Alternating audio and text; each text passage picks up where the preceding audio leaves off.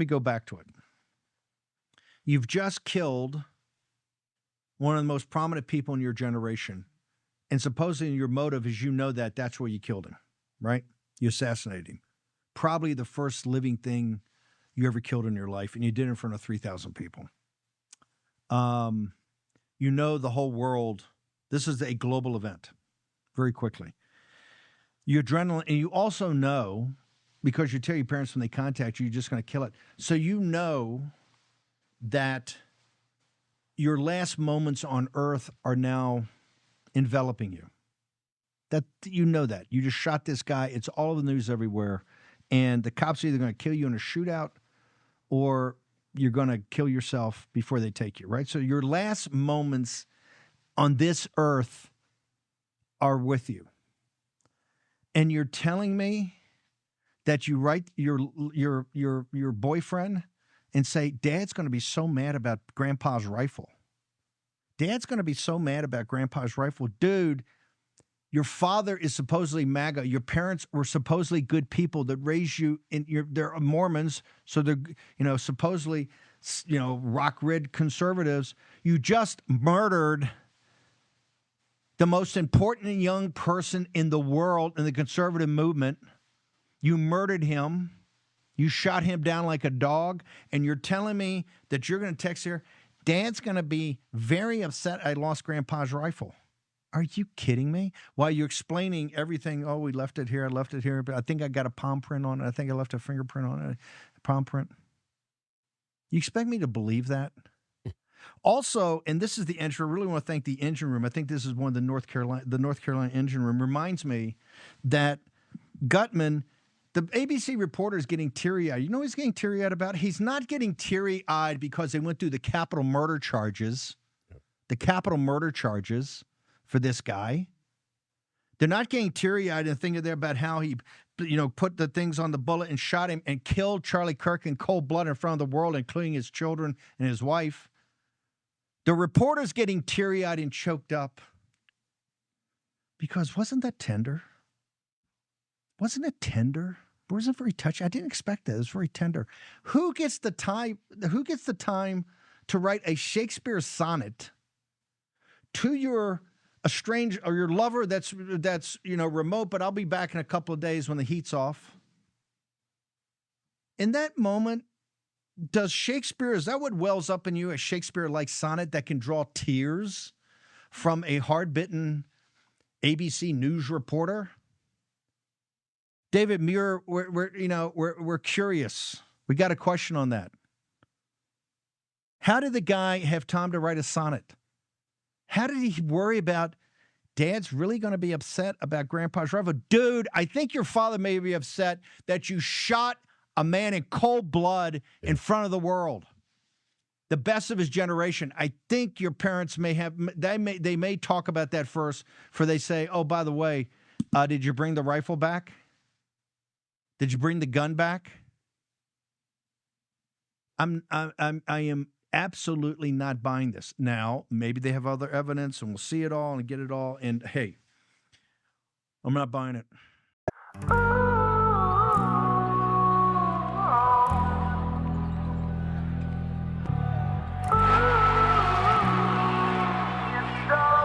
You are living in the most dangerous time in American history. We won't take a single back step. Former professional basketball player is now the Republican Party's choice. Can you imagine Royce White, the U.S. Senate?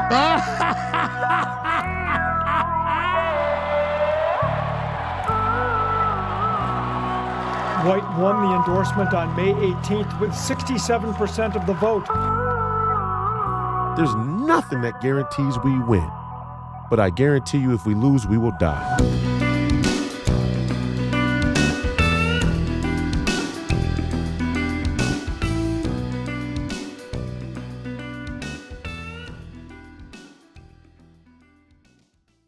Welcome back to another episode of Please Call Me Crazy, brought to you by Free People Radio, powered by our favorite sponsor, TireGet.com. That's TireGet.com. You have to buy tires from somebody. You might as well buy them from us. Help fund the movement. Help support the movement. We believe in the freedom of movement, and that's exactly what the establishment wants to take from you now.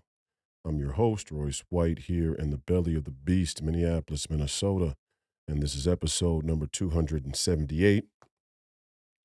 The day is Wednesday, September 17th, year of our Lord 2025. And we're going to get rolling with another reaction episode. A lot of things obviously have taken place since last Wednesday. The assassination of the great Charlie Kirk, and the media and the social media and the swarm of controversy and controversial statements made by people from various walks of life. This is certainly, for lack of a better term, a turning point in our nation's history, and all of the um, cultural polarity is coming to a head right now. The culture war that people have spoken about for so long has reached critical, and not just with the assassination, but in the aftermath. There's nothing really worse than the public assassination of a young man who had the chance to be president of the United States one day, in front of his wife and kids and a bunch of other college students. And now that everything's online so quickly, social media in front of the entire world, more or less. And I think, again, like I said on the podcast and on the show this past weekend, it really can't be calculated, the type of trauma that the entire world has to deal with and live with now after seeing such a horrific assassination. And it's the same thing that happened with JFK. And there is a level where media overall is desensitizing us to the barbaric, to the depraved, to the degenerate, and to the demonic. Something that we have to continue to pray about and try and fight against as best we can. But a lot is going on since last Wednesday, and I've seen a lot of things. And I think for the first time in the show's history, I'm really motivated to focus on cultural debates, cultural topics, the culture war. And I've been one who's tried to stay away from the culture war because, and I'll say this here in full transparency, I do believe that this entire transgender evolution of the LGBTQ movement is a psyop, is a controlled, deep state psyop on the American public and on the world, the entire society, to see just how much we'll take, how much we'll go for, what we'll buy, what we'll invest in, what we'll accept. I do get the sense that that's what, and I do get the sense that its strategic purpose isn't just to see how off the beat or how off the scent the establishment can lead us, but I do sense that in a very serious and dark, sinister manner, the entire psyop is intended to distract us from more important things. Now, obviously, when a person like Charlie Kirk gets assassinated, it offers a twofer, right? Assassinating somebody so important and somebody who had such a prominent voice has its advantages, and you never let a good crisis go to waste. That's the old political homage, just long-standing sort of conventional wisdom is that you never let a good crisis go to waste. Now, is this crisis organic? Is it random, or is it manufactured? And the great Steve Bannon in the cold open there is drawing out some important observations about the text messages that have now been released from the shooter to his transgender lover, allegedly, supposedly. Now, on first pass, when I read the text messages, my reaction was just like Steve's, in that it didn't pass the sniff test. The way it was written, knowing the time and the context of when these messages were sent and what this person must have been going through, it's either one or two things. This person is extremely, extremely disassociative and psychotic, or these text messages aren't real.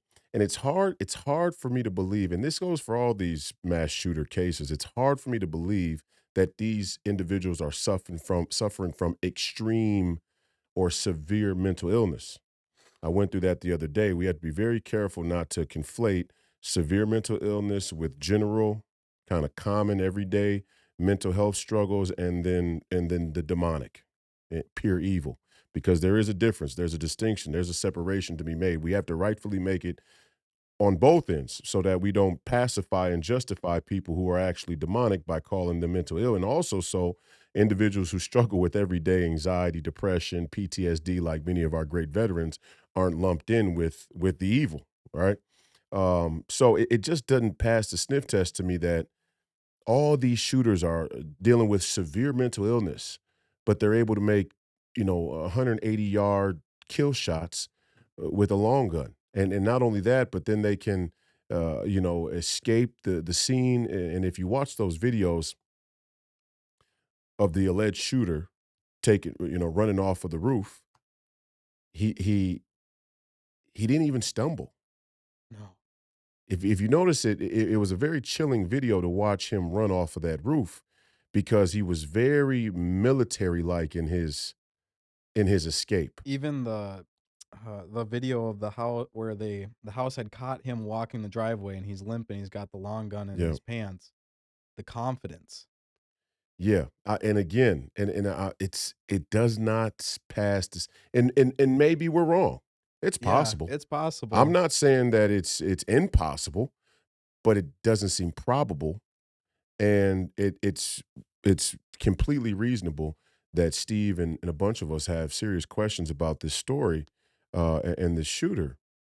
So there's a lot of things happening, and again, the culture war has now merged with the political so much that it's unavoidable. We have to talk about culture because it's being pushed right up in our face. It's being passed as a justification for political assassinations. Now I hear that they're calling for the murder of the wife and the kids even. I mean, What? this stuff is getting dark. The culture, and that's what people say, culture's upstream from politics. And a lot of times when you're involved in politics like I am running for office, you have to rein people's perspective on these things in somewhat because yes, our political circumstance is a byproduct of our culture. But at the same time, culture can be engineered socially, politically by your leaders, by your government, by certain policies and legislation. So, the pendulum swings both ways. The door swings in both directions. But right now we are obviously seeing the result of an asymmetrical culture war that has been waged against this country, and the transgender uh, uh, activism is at the beating heart of it, obviously. But also, the racial narrative is getting roped right back in with it, and in that way, this is how Charlie Kirk, I guess, provided a twofer because Charlie made statements that sound controversial on paper in sound bites if you just hear them without any context.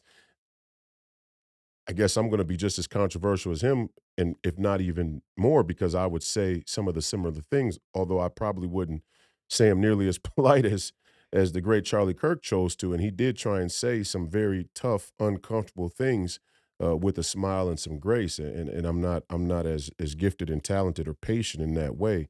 And again, as a warning to all of these far left activists and mainstream media outlets, you got to understand the president chose are the nicest of the MAGA movement. They're the most moderate of the MAGA movement. There is a much darker, much darker MAGA movement out there that you got to deal with now. I saw somebody post, you kill Charlie Kirk, now you get Nick Fuentes, and I think Steve said the law of unintended consequences, and I echo the same sentiment, and I count myself amongst, that unintended consequence as well, because it's kind of a litmus test in a strange way. The universe works in a strange way, and nothing justifies Charlie Kirk's assassination, and there is no scenario where I would like to say that some good came from it, but some good comes from all things in some ways. Like the Democrats being in charge for so long allowed America to see just how full of shit they were, right? Yeah. Or a more natural one. You can't have mountains without earthquakes. That's right. So, but we're still in the mourning process of Charlie Kirk, and no young man's life should be taken in such a brutal way. However, I will say that for a long time, conservatives in this country who were even less controversial and confrontational than Charlie Kirk allowed the Democrats and these far left political activists, political movements, political groups, organizations to subvert this country culturally, cultural subversion.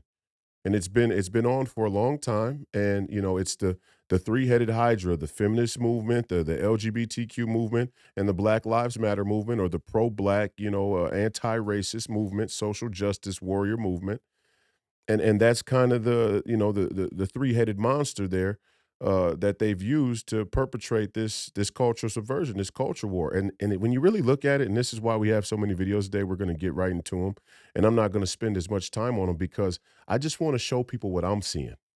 And I want you to ask yourself, is this normal? Now, I know most people will say this isn't normal. The one political question we have to ask after watching all of the content that we watch, and it is important that we ask a political question, um, who's believing this shit? Now we see in the videos that these are real people, and there's obviously real support and even financial high level, very high level financial backing for some of these ideologies and movements. We know that the universities, the academic environments all across the country have been all but consumed by a very similar ideology, or a variety of this ideology. So it's not to say that nobody supports it, but we have to ask ourselves, does your average American citizen support it at a 51 or even 49% clip?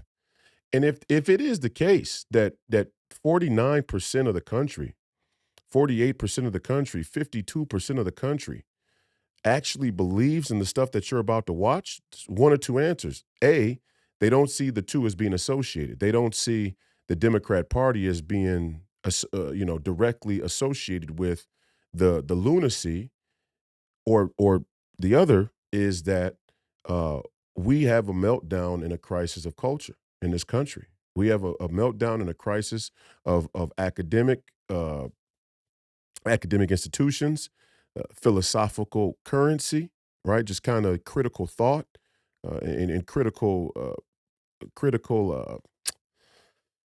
I want to say curiosity, critical curiosity about life.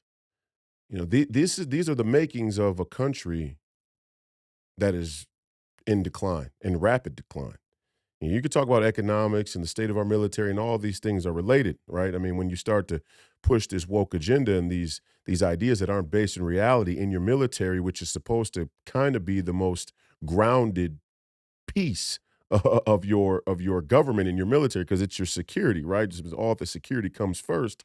When you lose a sense of reality and a basis in reality, and it starts to seep into every institution, this is how a nation dies. This is how an empire falls. This is a nation in rapid decline. And people say, "Oh, well, you're fear mongering, and the nation will be fine."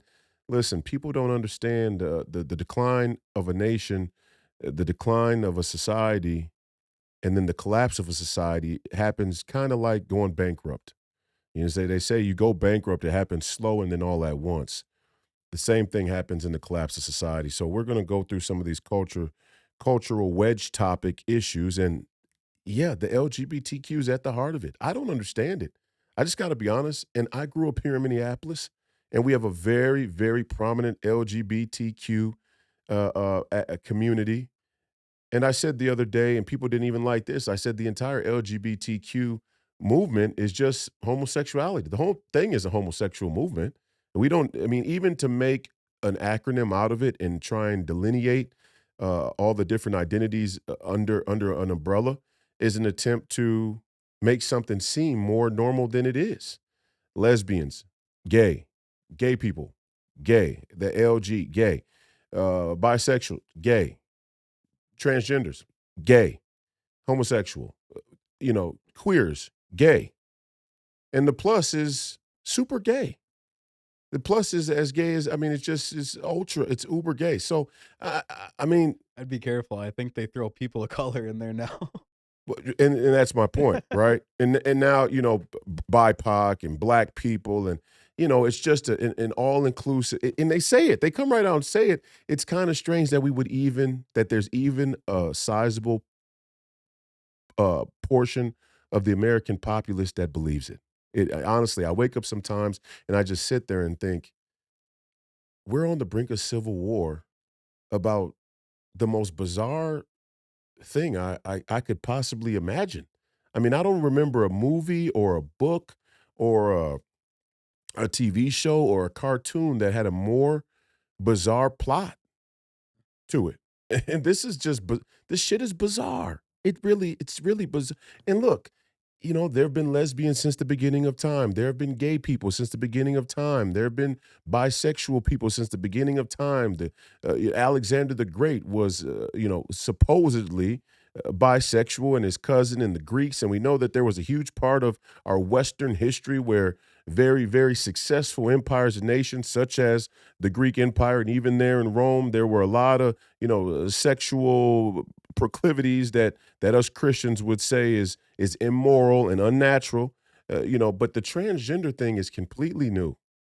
Now, were there cross dressers and whatnot? Okay, that's different.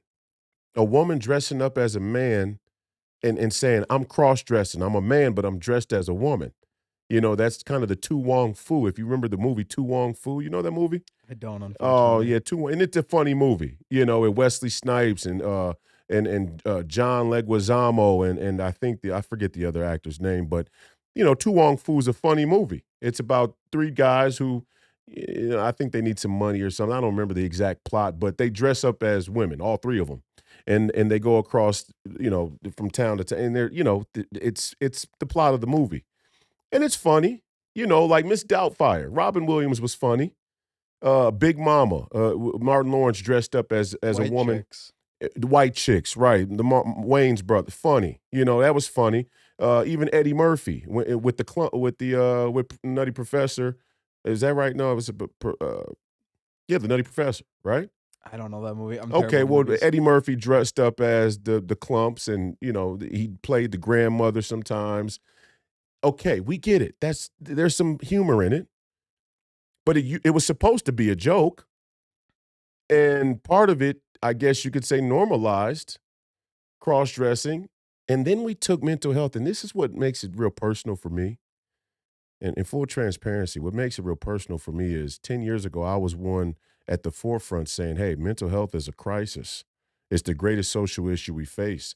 And everybody deals with mental health and mental illness at some level. Mea culpa, I was wrong. I did not see what was coming.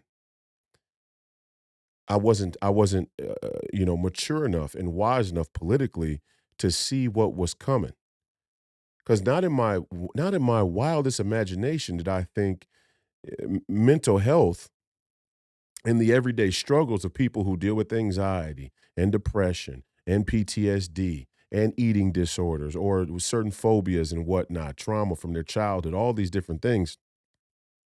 Never in my wildest imagination did I think that would be used to justify a complete detachment from reality and then to build a new society on the foundation of a baseless reality.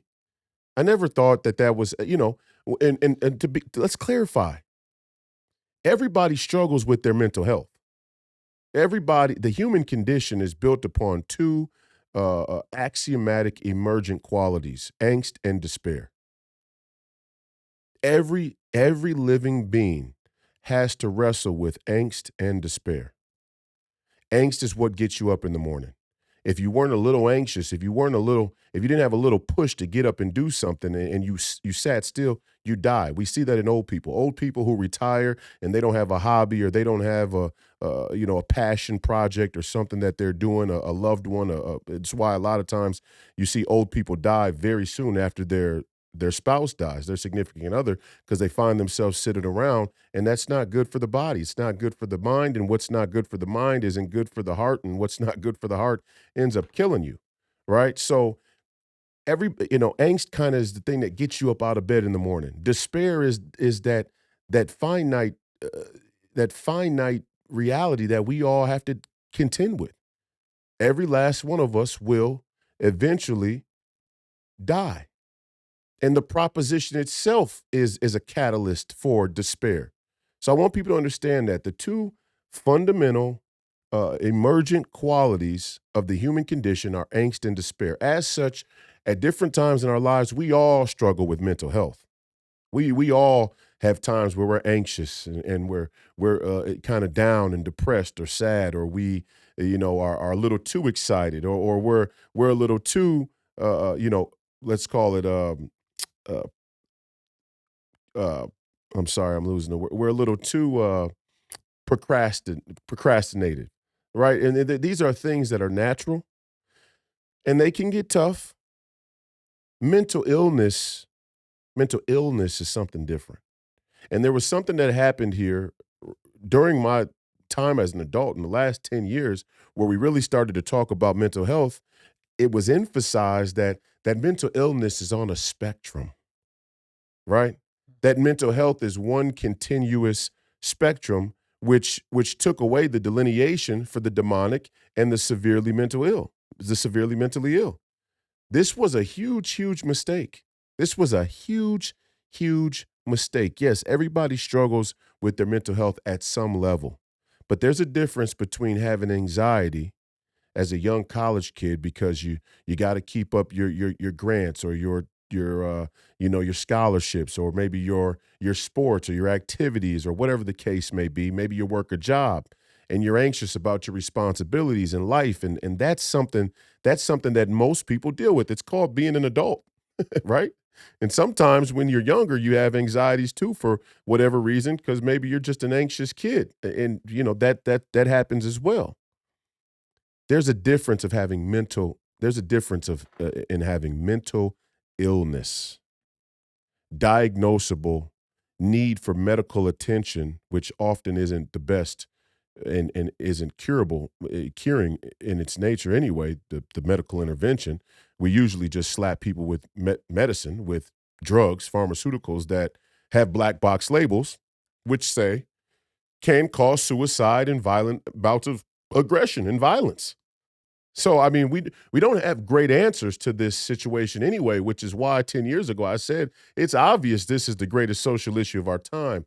But I could have never imagined that they would use it and conflate it with a young transgender man going to a Catholic school and shooting a bunch of kids, or a man deciding that Charlie Kirk's very moderate and very common sense dialogues on college campuses was a means or a reason to assassinate him in cold blood. We're not gonna let's not clump this in with mental health. And maybe I'm being cavalier when I say that, because I hear a lot of these political pundits and commentators saying, "Oh, well, we have a mental health issue. We have mental health issue." No, no, no. This isn't a mental health issue. This is a severe mental illness. This is a psychopath, sociopathic, demonic, and teetering on and probably leaning more towards the demonic than it is your average anxiety. Let's pull the two apart. We're not even going to let people conflate the two, because it's inappropriate on every level, and it just muddies the waters. These people deserve a unique and singular category. There's some girl who's in the 8th grade right now, and she's been watching TikTok since she was 2, and she's got body what do they call it? Body dysmorphia? Body dysmorphia, or she has body just like insecurities. yeah. Body dysmorphia, right? Okay. And she's a little sad or depressed about it, or she doesn't want to go to school and shoot everybody normally. Maybe she even thinks about it, but she doesn't do it. Most people don't do this level of heinous and evil thing. And I think it's important that we keep a special category for the heinous and for the demonic and for the evil. Pure evil is what took place, and even more evil. And this is what we got to talk about also. Even more evil than what this man did is the cultural norm of people reacting and celebrating after the fact. I mean, that suggests a sort of baseline level of severe mental illness that we should be concerned about. right? And again, I'm not talking about the young boy who's playing 3 sports and he wants to compete and win so bad. His identity is so wrapped up in sports, which some of that is healthy because that's what makes you a good competitor, and that's what made Michael Jordan Michael Jordan. You kind of have to be obsessed to be that good at anything. I'm not talking about the young boy who feels a sense of pressure so great from sports and school and whatever that he has some real anxiety about it, performance anxiety. I'm not talking about that. I'm talking about a baseline level of cultural norm in America where we have raised up a generation that honestly believes that it's appropriate, that it's justified, that it's in any way reasonable to celebrate a man's assassination.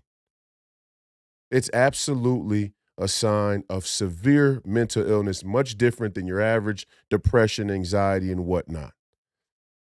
So with that being said, we're gonna try and roll through some of these videos. And again, I just want people to understand this is a dark time, and it's a dark time for many reasons. Yes, Charlie Kirk was assassinated, and it is one of the worst things to happen in this nation's history. And I cannot, and we'll talk about it more as we go on. But I can't even stand these black folks that are trying to make it racial, trying to say that Charlie Kirk was a racist, or So we're going to get to a video here where Jamal Bryant and these black pastors from these mega churches. There's not a bigger sellout. There's not a bigger motif of sellout in the history of human civilization than some of these woke pastors at these black mega churches. These people make me absolutely sick to my stomach, and we're going to talk about that. But, we got to be vigilant here. We got to understand this is a wave. It's a rough wave. It's ugly. It's going to get darker, and it's going to get worse before it gets better. We have to be vigilant and try and ride this wave. We have to ride this wave. Ride the wave doesn't mean sit back and just let things happen. Be more focused, pay more attention to the detail and nuance than ever before, and that'll help us be able to take righteous stands when we need to at certain nodes in the conversation, and that's what we're trying to do on this show. It's part of the reason why I'm so shadow banned. It's part of the reason why the mainstream media never puts a microphone in front of my face. If they think they can get you with gotcha questions, if they think they can trip you up with certain questions in our current political environment, they can't wait to put a microphone in front of your face. They rarely put a microphone in front of my face. Number one, I don't talk in sound bites. They know they got to spend a little bit more time to even talk to me. And I request that we make the entire interview, the full interview, available for the public, so nothing can be taken out of context. And the media and that tells you there is a correlation between the baseline level of mental health and our sort of a detachment from reality as a society, and the way that our media has played fast and loose with the truth and the business model of modern media. There's a correlation there. There's a very obvious correlation that people are spending 60% of their time on the internet and they're scrolling away and they can't watch something past 60 seconds, and they have no sense of nuance. Thus, consequently, they have no real sense of context, and they have no real sense of deep critical thought. It's let's make an opinion, a snap time opinion and judgment on the fly while we're on our way to our next fix, our next dopamine hit. And I think my theory of the case is that's why we're starting to see some of these people lose their shit, because they're not anchored in philosophical first principles. They're not anchored in critical thought. They're not anchored in what you would call epistemological, process, how to acquire the truth. How do you discern what's true from what's fake? In fact, we've created such a strange alternate reality, kind of a personalized reality TV show where everybody's the star in their own movie, in their own series, that people have actually started to make the argument they can determine truth for themselves.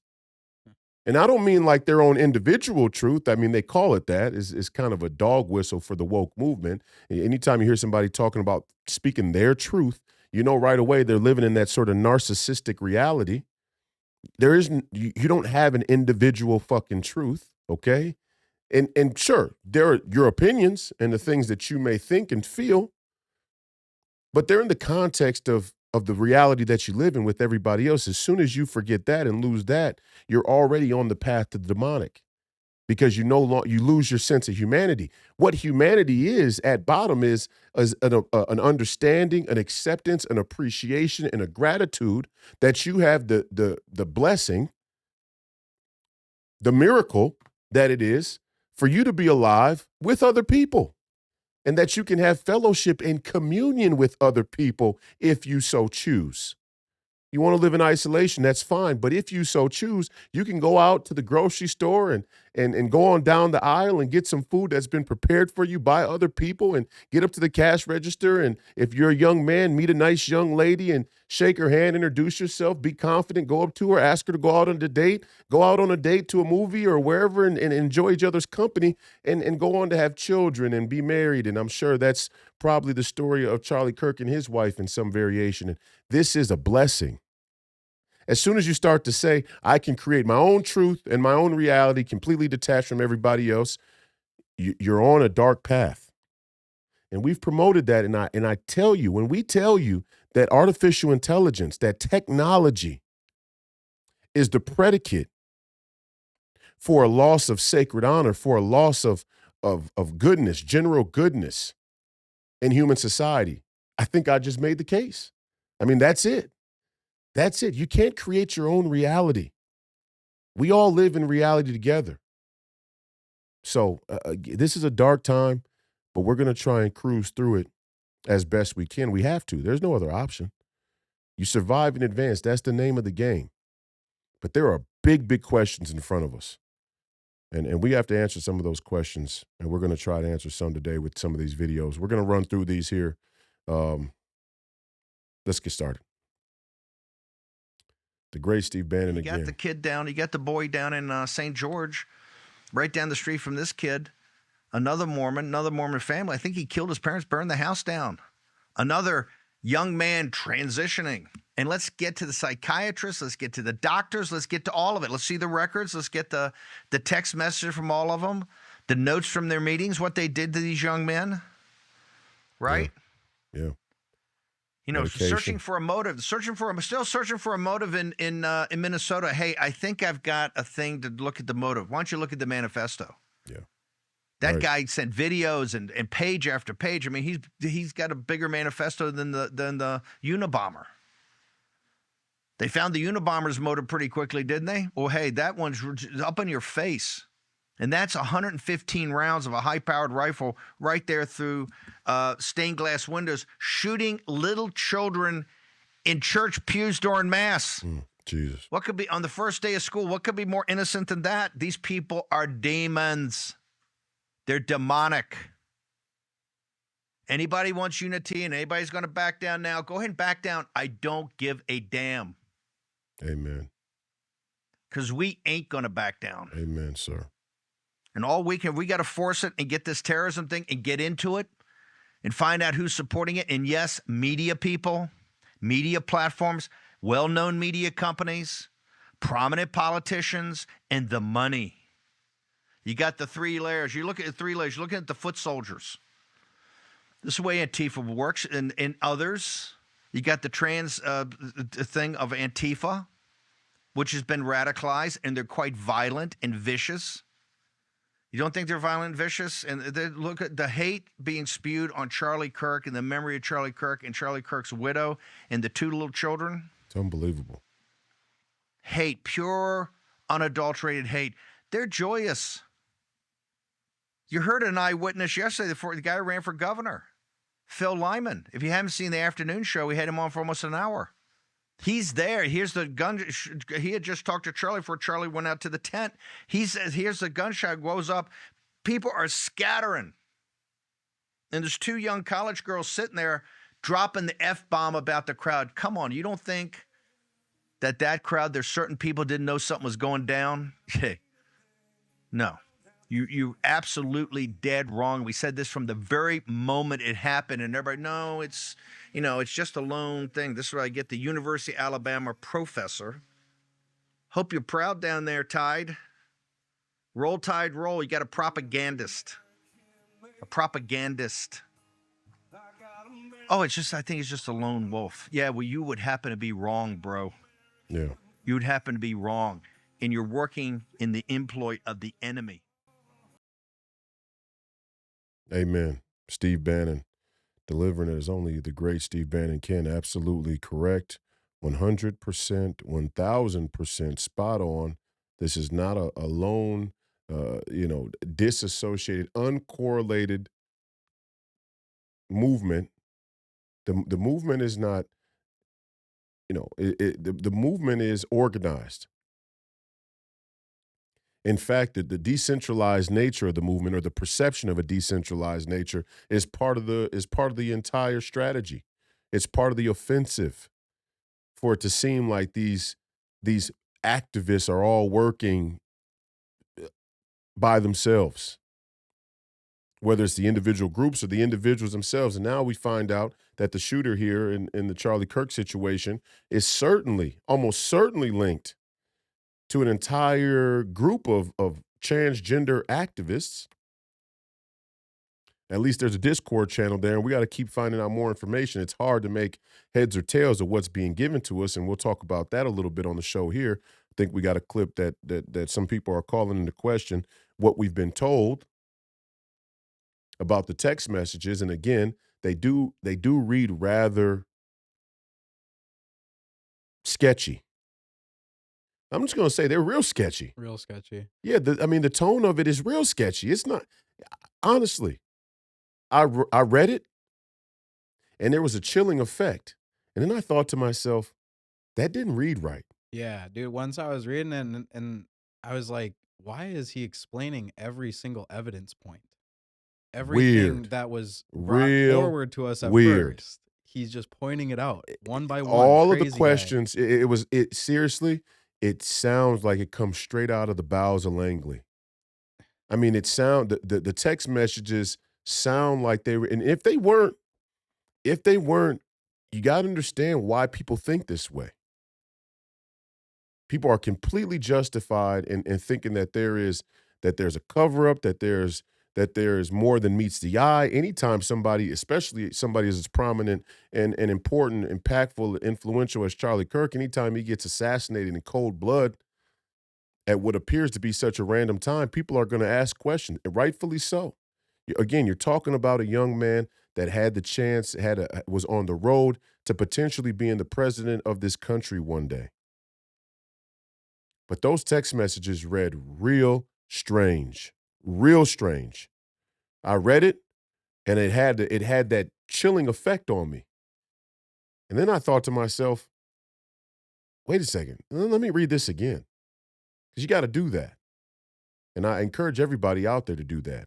Read things 2-3 times. Watch things 2-3 times. You're reading a book out there, you read it 2-3 times. There's things that you catch, and there's questions that you had when you were reading it, and you forget, and you got to go back and answer as you go through a second time. You're out there writing, and for those who write like I do, write Substack, I read through that thing 7, 8, 9 times before I finish it. So many times I get almost bored with the tediousness of going back and reading the same paragraph and sentence over and over again. But you have to do that, especially with something like this. Go back and read those text messages. Either it's the most disassociative thing that you could, because again, I just shot one of the most important people in the country in my generation, like Steve said in the beginning. The adrenaline's on fire. I'm being chased by the police. I'm being hunted down. I'm literally staked out in a position where I'm looking at the amount of cops that are hunting me. Yeah. I'm sad about a $2,000 scope. And I'm even furthermore, I'm sort of nonchalant about the assassination itself. I'm nonchalant about what I did. And then I'm apologetic to the transgender boyfriend. I'm sorry I involved you. As I'm text messaging you after the fact, usually these people leave a note and then he says, well, I was going to take this to my grave. I was going to try and get away and take this to my grave, That also doesn't add up because the beginning of which the is text stupid. chain, it says that her first response, or the trans boyfriend, uh, their first response was from the letter. Like, it was because they Right, had read the letter. So right, then him saying, "I'm sorry to get you involved," he already did. It wasn't on the text that he got them involved. right. Like, A lot of questions here. A lot of questions. A lot of things don't add up, and okay, long shot, in my opinion, this guy is just, a wacko. And he had the ability to, in the wake of shooting one of the most important people of his generation again, completely dissociate from all of the adrenaline and the crazy chaos that was probably ensuing at the time, and just lock in and write this just perfectly constructed sort of conversation with the transgender lover. Maybe, it's not impossible. Stranger things have happened, but I'm with Steve 100%. I'm not buying it. And I think the safe position of everybody in the country right now is we're not buying it. We need more information. We need a thorough investigation, and we need full transparency. And we're not going to start classified documents and, 10, 15 years from now, there'll be the Charlie Kirk files, and we find out that this group or that group was involved or had prior knowledge or was maybe feeding, this armed militia transgender group information. Remember the CIA? I mean, I don't mean to implicate the CIA, because I'm not doing that, although it wouldn't shock me in the least bit. But remember the CIA, people in the CIA, they say we're very good at assassinations. We're also very good at creating the circumstance for assassinations. And see, this is the danger. People don't understand how sophisticated this technocracy is. And they're surveilling you. Anybody notice you were just looking something up or thinking about something, and all of a sudden you get an ad? Anybody notice that? dude, sometimes I go crazy because straight up, I'm like, I'll get an ad and I'll think to myself, was I even talking about it? I thought this was just a thought. Anybody notice that sometimes you're literally thinking about something, and then all of a sudden you get an ad? And I go back to what was the documentary on Netflix? I think it was called uh, the social. It wasn't Social Experiment. Maybe it was.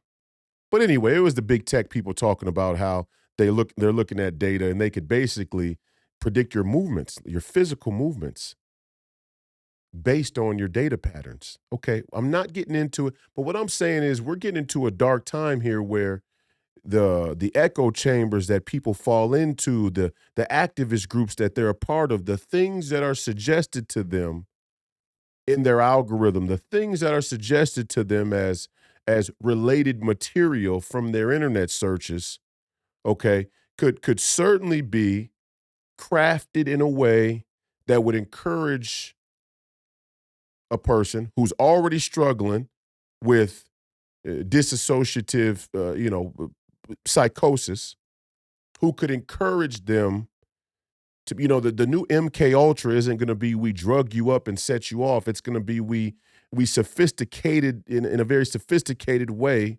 push certain information and content and suggested things towards you to get you in the state of mind of radicalization. And part of that movement's just right out in the open.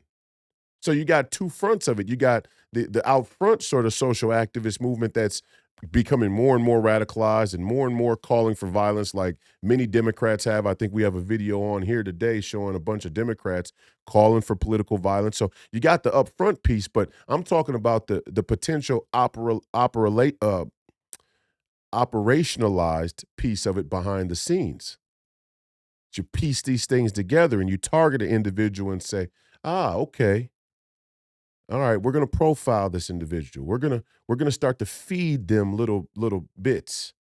Not to mention I mean, if we really want to get down into the rabbit hole, not to mention that there are plenty of whistleblowers on the record saying that the intelligence community, the intelligence community has the ability to give people turbo cancers, right? I don't know if you've heard this, and maybe we'll go over it next Wednesday. I'll pull some of these clips of some of these whistleblowers saying, yeah, we know how to give people food or certain things at their hotel, and 5 months later they die from a turbo cancer. Okay? So if they can do things like that, give you turbo cancer, who's to say that we can't slip people things that make them even more schizophrenic? We just don't know. And the people that want to stick their head in the sand and say, well, this isn't possible, be my guest. It's not going to change the reality. Once again, back to my original point, doesn't change the reality if you don't want to have to contend with just how dark, sophisticated, and very, very effective our government and the intelligence community and other similar interested groups are at doing these type of assassinations. Fine. Go back to the Malcolm X hit. Go back to the Malcolm X hit. And understand, read through all the documents, read through the testimony, read through all the conspiracy theories. You make of it what you will, but there was certainly a lot of people that believed at that ballroom that day there were shooters up in the balcony. There were shooters up in the rafters. That the shooters, the black men that came up to the stage and let the shots go right there in front, which was already odd, okay, that wasn't the full story. We know it with JFK. Martin Luther King was another one. Not to mention, let's go to Robert Kennedy. How strange was that? Sirhan? I mean, this is well before there was any real Palestinian sort of even kerfuffle here in the United States of America.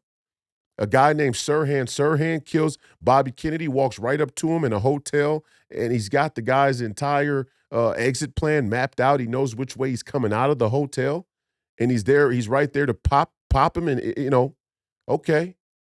And you got Oswald, and then you got the guy who clips Oswald before the trial. I mean, so these assassinations glow right from the start. They really do. And it's hard for people to understand and get over them. And guess what? Rightfully so. Rightfully so. We don't know what happened yet. We're waiting for more information. That's only prudent. But I understand the text messages don't sit right with me either. Let's go to the next clip. I'm just so scared. I'm 74 years old. I worry about everything. And I just am so scared and upset, and I don't understand why people voted for this person. And this is part of what the PSYOP is intended to do, right? Liberal suburban white women are being preyed upon by the mainstream media industrial complex, by their political elites, their political leaders. They're being preyed upon, their emotion, they're kind of, and that's that manic depressive right there, right? That's that manic depressive profile where she's just not stable. She's in such fear and has so much uncontrolled emotion. She's actually in a state of instability, a constant state of instability. And she's let them convince her that there's some imminent danger, emanating from the right, from the Donald Trump support, from the MAGA movement. I mean, the chances of her being killed or harassed or assaulted or even to come into contact with somebody that has a MAGA hat on who's going to be rude to her are low, slim to none. The scary thing is she has a much better chance getting mugged by a black man, leaving one of these rallies at one of these metropolitan areas than she does being killed or harmed by, some MAGA supporter. And she has no awareness of that, it seems. She has no awareness of that, it seems. Or she's just being dishonest as shit, and the whole thing is a theatrical lie full of shit, which is a level of, sociopathic in and of itself. It's kind of psycho as hell to just create a complete theater like that. But we have seen that as well. We've seen that as well, where people just put on a complete act for their political agendas and their political views. So it's getting hard to figure out what the hell is going on. But in that video, I genuinely think that woman that emotion was genuine, that she was just beside herself with fear because she's been propagandized so bad by the mainstream media, by Rachel Maddow, just preying on middle-aged suburban white women. Donald Trump is going to be the end of democracy. It's ridiculous. Next video. What are we protesting today? Donald Trump. Well, what's Donald Trump doing that we're protesting? Well, he is fucking up the American democracy right now and trying to kind of repeal a bunch of shit in the Constitution, like, rights and liberties. So, is there anything in specific that he's... I don't have all the information, but I do know. Classic. Propagandized. I don't really know exactly what Donald Trump is doing to destroy the American democracy, but I've read on the headlines that he's destroying the American democracy. I read on whatever, whatever it was. I've read somewhere, somehow, that Donald Trump is destroying this country's democracy. He's a fascist. He's Hitler. He's a white supremacist and racist. He's a bigot. He's all these different things. And so I'm out here with the sign protesting some shit I really don't know anything about. And I talk like, I look like a man, but I talk and dress like a transgender. And there's that piece of it. But, these things are getting out of control. It's so interesting. See, to me, that's severe mental illness. It doesn't fit the profile necessarily. You don't have the sort of, the sort of twitch, the sort of lack of functionality that is, traditionally represented as severe mental illness. The one flew over cuckoo's nest, kind of that zombie-like, catatonic sort of mental health patient. But it is bizarre. And maybe it's more evil than it is mental illness. Right? Because I kind of have there's a place in my heart for the homeless guy on the street that I see is struggling to even stay attached to reality, right? Is like, he's not even all the way there. This person is fully there and has made a conscious decision to be involved in some type of groupthink just for the sense of belonging, because they're so lonely in life that they're willing to come and hold a sign about an issue they really can't recall any facts about. And they're willing to do it with a sense of superiority and confidence. They're willing to really stand on business. Like, you don't even know you can't even answer a basic question. You can't even tell me why you're here. It's so fraudulent. It's so dishonest. It kind of starts to paint a picture of how people go from these rallies and protests, this political worldview, to eventually completely breaking from reality. Why? They have no anchors. If I'm living in every day, especially as fervent as these people are, if I'm as passionate every day about these political issues, but they're not really my views, they're not really my beliefs, they're not sorted out, they're not anchored in my philosophical construction, of course I'm going to lose my shit. I'm cosplaying. This is why actors lose their shit, right? This is why actors lose their shit, because they create a persona or they create a character and they have to live as that character. It's not easy to live as somebody that you're not. If you're actually that person and you really believe those things, that's different. But none of this stuff is based in reality, so you could make an argument that none of these people actually believe something wholeheartedly. And that will lead to the degeneration of your mental health. You will start to suffer what they call neurosis. You will have neurosis of your, of your mental, of your psychology. You will start to have neurosis of the psychology if you're living a lie every single day, if you're pretending to be somebody you're not. Some people do it better than others, but en masse, this is why you see these people flipping the fuck out.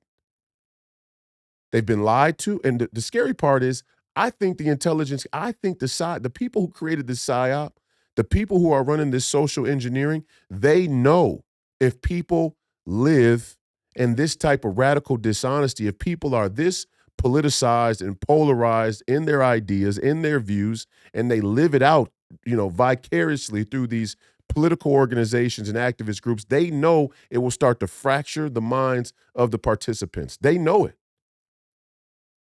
That's what the MK Ultra was to test. That's what some of these PSYOPs are intended to test out. This is what they found out. That when people live dishonestly, if you feed people certain information and they take to it, they cling to it like a moth to a flame, and they live vicariously through it, before long they lose themselves because they're not anchored in reality. Let's play the next clip. So what makes Trump a fascist? I mean, we just got 1,000 of these. I mean, look, replay it. Stop it.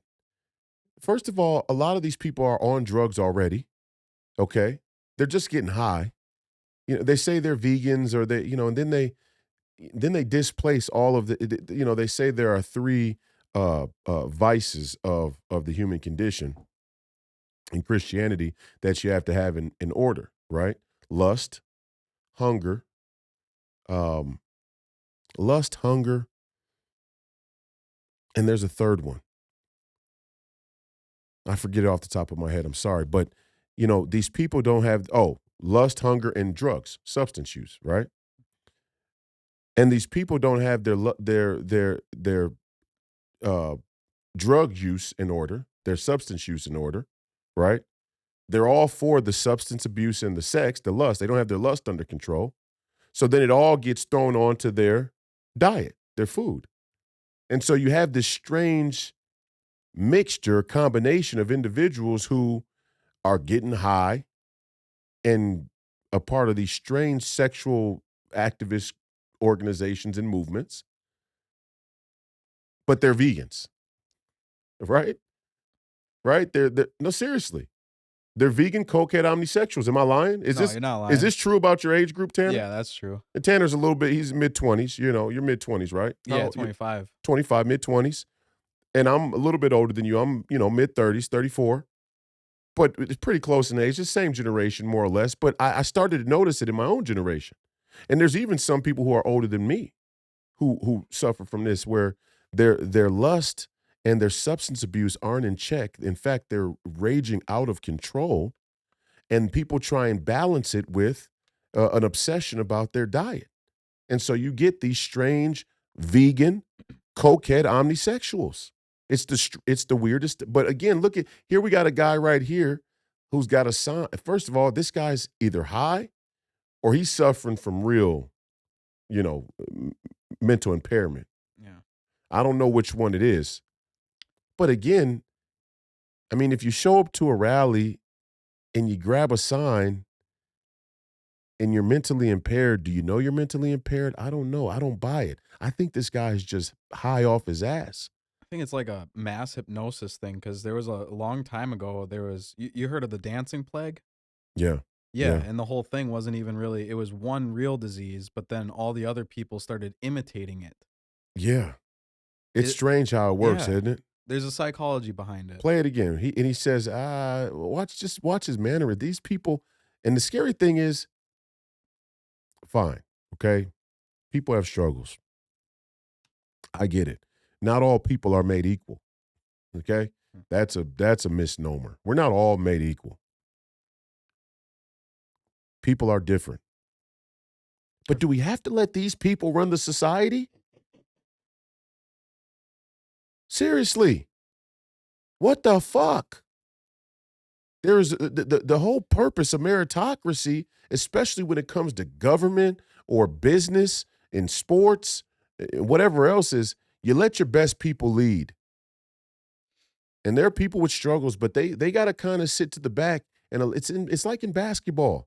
You got a basketball. We're letting Michael Jordan lead the fucking team. We're not letting the guy who could barely chew gum and run at the same time, he can barely tie his shoes on straight. We're not letting him lead the team. Why? We can't. He's not going to be consistent enough. He's not going to be determined enough. He's not going to be tough enough physically, mentally to be the anchor of this team. So I understand people have their struggles with all kinds of things. Do we have to let them lead our fucking society? Part of that is there's a part of that that's kind of sinister towards them. It's kind of sinister towards the poor and the downtrodden and the mentally impaired and the homeless to create such an empathomanic, that's what I call it, empathomanic. People have manic empathy. To have such an empathomanic view of the people who have problems that you just start to let them do whatever they want. This is what you see a lot. I was just saying this today. I was at the school and, we work out in the mornings with the high school team. And I was saying earlier today that what's happened in the public schools is obvious. They stopped giving out detention. You can't even put a kid in detention anymore. Really? Oh, yeah, there's no fucking detention anymore. You can't put a kid in detention because, Like holding laws. I had some BS happen with the daycare. There was a kid with lice, and because of anti-discrimination laws, they couldn't separate the kid with lice. You can't separate the kids. The kids have bad circumstances at home. We don't know which kids are troubled. We know which fucking kids are troubled. The ones that are causing fucking trouble. Not all times. Sometimes there's kids who are troubled in silence, and you wake up one day and they commit suicide, and you're like, whoa, I didn't see that coming. That was out of nowhere. And that genuinely happens. But more or less, when I was coming up through school, the kids who were troubled were causing fucking trouble. And it doesn't benefit them, especially these young black kids. I can't tell you. The black community, you people, you got to get your shit in fucking order. You got to have some more self-respect. It doesn't fucking benefit you for your kids to be treated special, so special, due to the history of white supremacy and the oppression of black folks, that they let your fucking kid come to school smelling like marijuana, sitting in the back of the class like a fucking bum, rolling their eyes anytime they're told something, and walking and wandering all through the fucking hallways. That is a level of empathy that is so manic in its nature. It's actually a not only an insult, it's an egregious offense against the person who is struggling.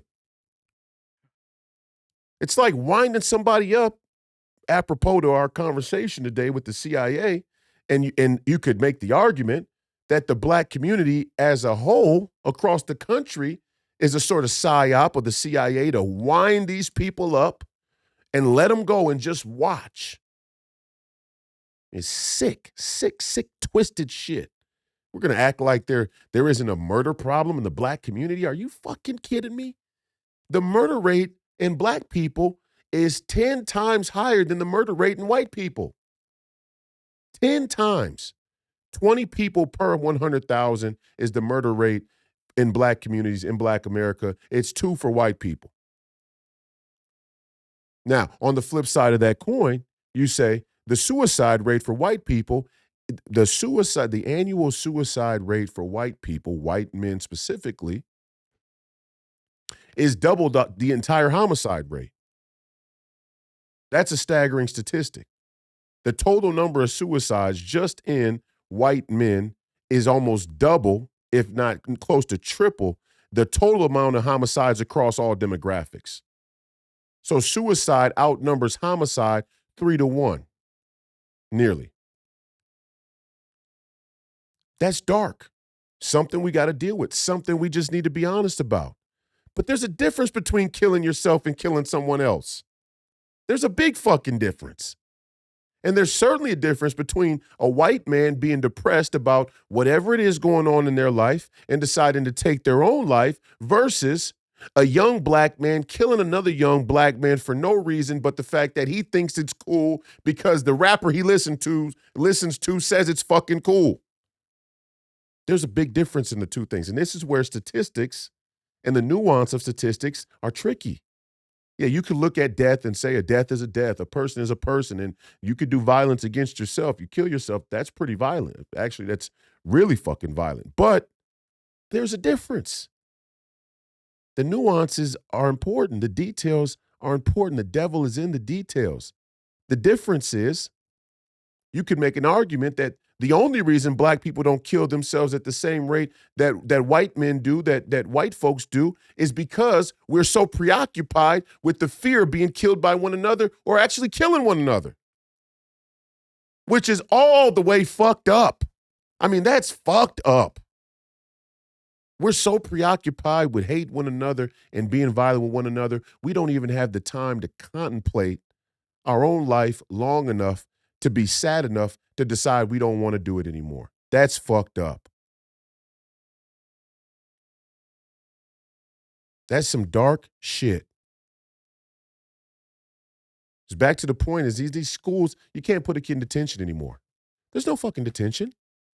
I'm at the school and I'm going, these kids walking around, they're acting bad as hell, they're yelling, being disruptive. We used to get put in detention. And you didn't want to be in detention. You didn't want to be the kid that was in detention all the time. Number one, because you're by yourself. It's not where your friends are. You know, you'd rather have a little bit of free time in between class and when the teacher gives you a moment. And I'd rather be able to pass a note to the girl that I had a crush on rather than be in detention isolated with the other bad kids, partly because these other bad kids are going to be bad as hell in detention too. You didn't want to really be bad. You kind of just, a little so you didn't want to be in detention. And it encouraged you to act the right way. I don't want to be at Saturday school when the rest of the fucking kids are going to play basketball or soccer or baseball or going to the movies or the roller skating rink or whatever the case may be. I didn't want to be at Saturday school. I didn't want to be at in-school suspension when the rest of the school goes to Valley Fair for a field trip. And it's little pushes like that get you, and we just abandon that. We just like, well, you can't really isolate them. You can't discipline them. No discipline. Now the public school is becoming a reflection of what's happened in a lot of black homes. No consequences. No punishment, no grounding, no taking the phones away. Just it's a big fucking free-for-all. Somebody does something they're not supposed to. Usually the parents will justify and say, well, I did, I was a kid once too. I was a young person. I was a teenager too. Your kids aren't supposed to make the same fucking mistakes you made. Stupid. You're fucking stupid. Okay? If you think, oh, my kids don't make the same mistake I made, it's okay. No, you're supposed to learn from your childhood, your teenage years, your young adult life, and you're supposed to raise your kids up better. Imagine that fucking rocket science equation. Okay? But I hear it all the time. I see it. This isn't a conjecture. This isn't an opinion. This is a matter of fact. And if you're black and you live in a black community, you know that it's true. Look at these ratchet. We're gonna play the next clip. We're gonna come right up on it. I think in the video. So what makes Trump a fascist?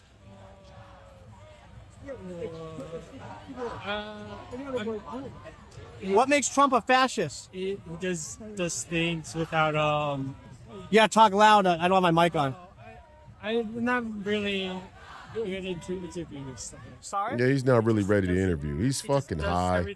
He's shy, nervous. Not following. He doesn't really want to have to talk about these things. He finds some type. He's a convicted felon, That's Oh, he's a convicted felon. There you go. So neighbor gave me, yeah. Who gave you that? The people that gave me the sign. It's a free sign. Oh, someone gave you the sign, and then they gave you the handout. So are you reading it now to try to answer the question? Yeah. So where did you get the sign?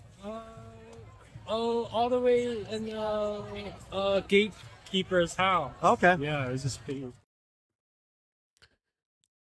There it is. I mean, this is what Steve Bannon was talking about. This is what he was saying. This shit is organized. And they're preying upon people who need that sense of belonging. Whether it's the lack of what they felt of belonging with their parents and their family. Maybe they have small families. A lot of people don't have big families. Me, I came up with a big family. So I had a sense of belonging just in my immediate and extended family. I had cousins and aunts and uncles, and, we had a big family on both sides.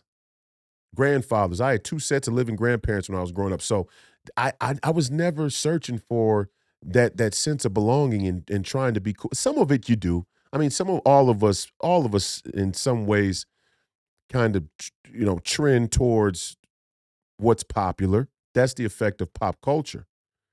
But some of these people are in desperate need of a sense of belonging.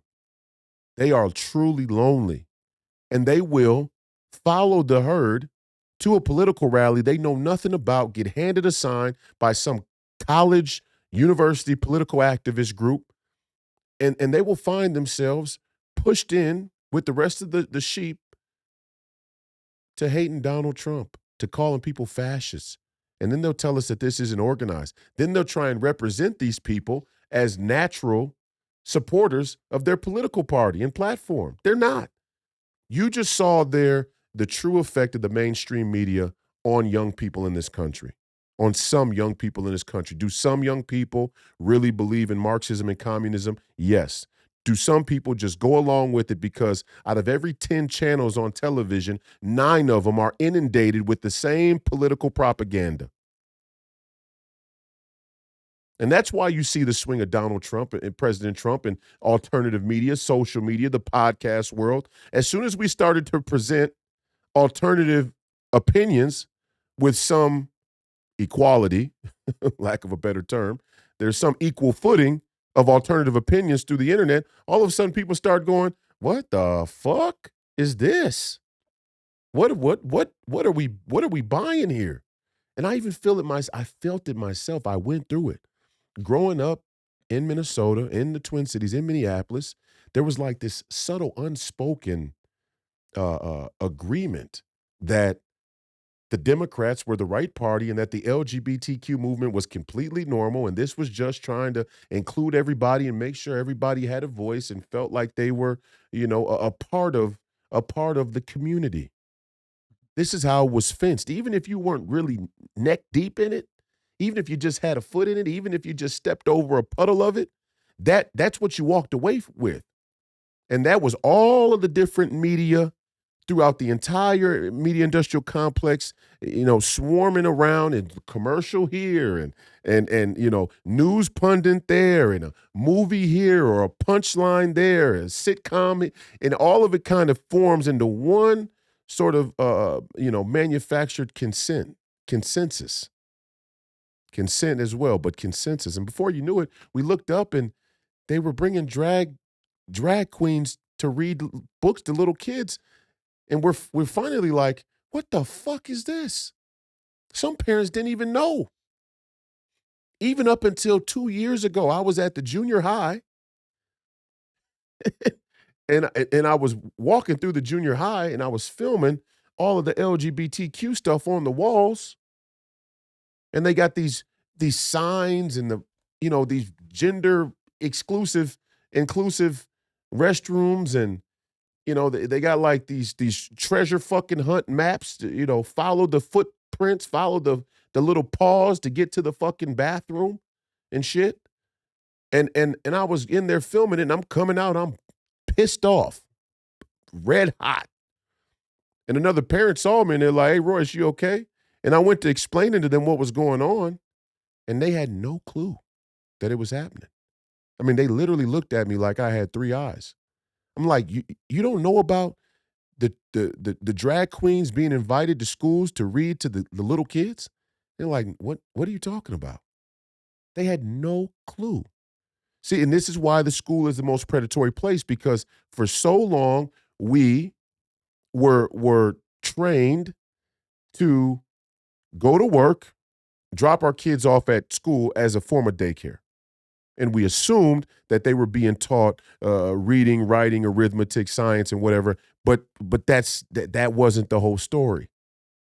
And most of us didn't even know what was really going on at the school until people start popping up to school board meetings and bringing home their kids' work and really starting to dig back into what was, because we trusted the system. We trust the same fucking system that these Democrats try and tell us we should trust today.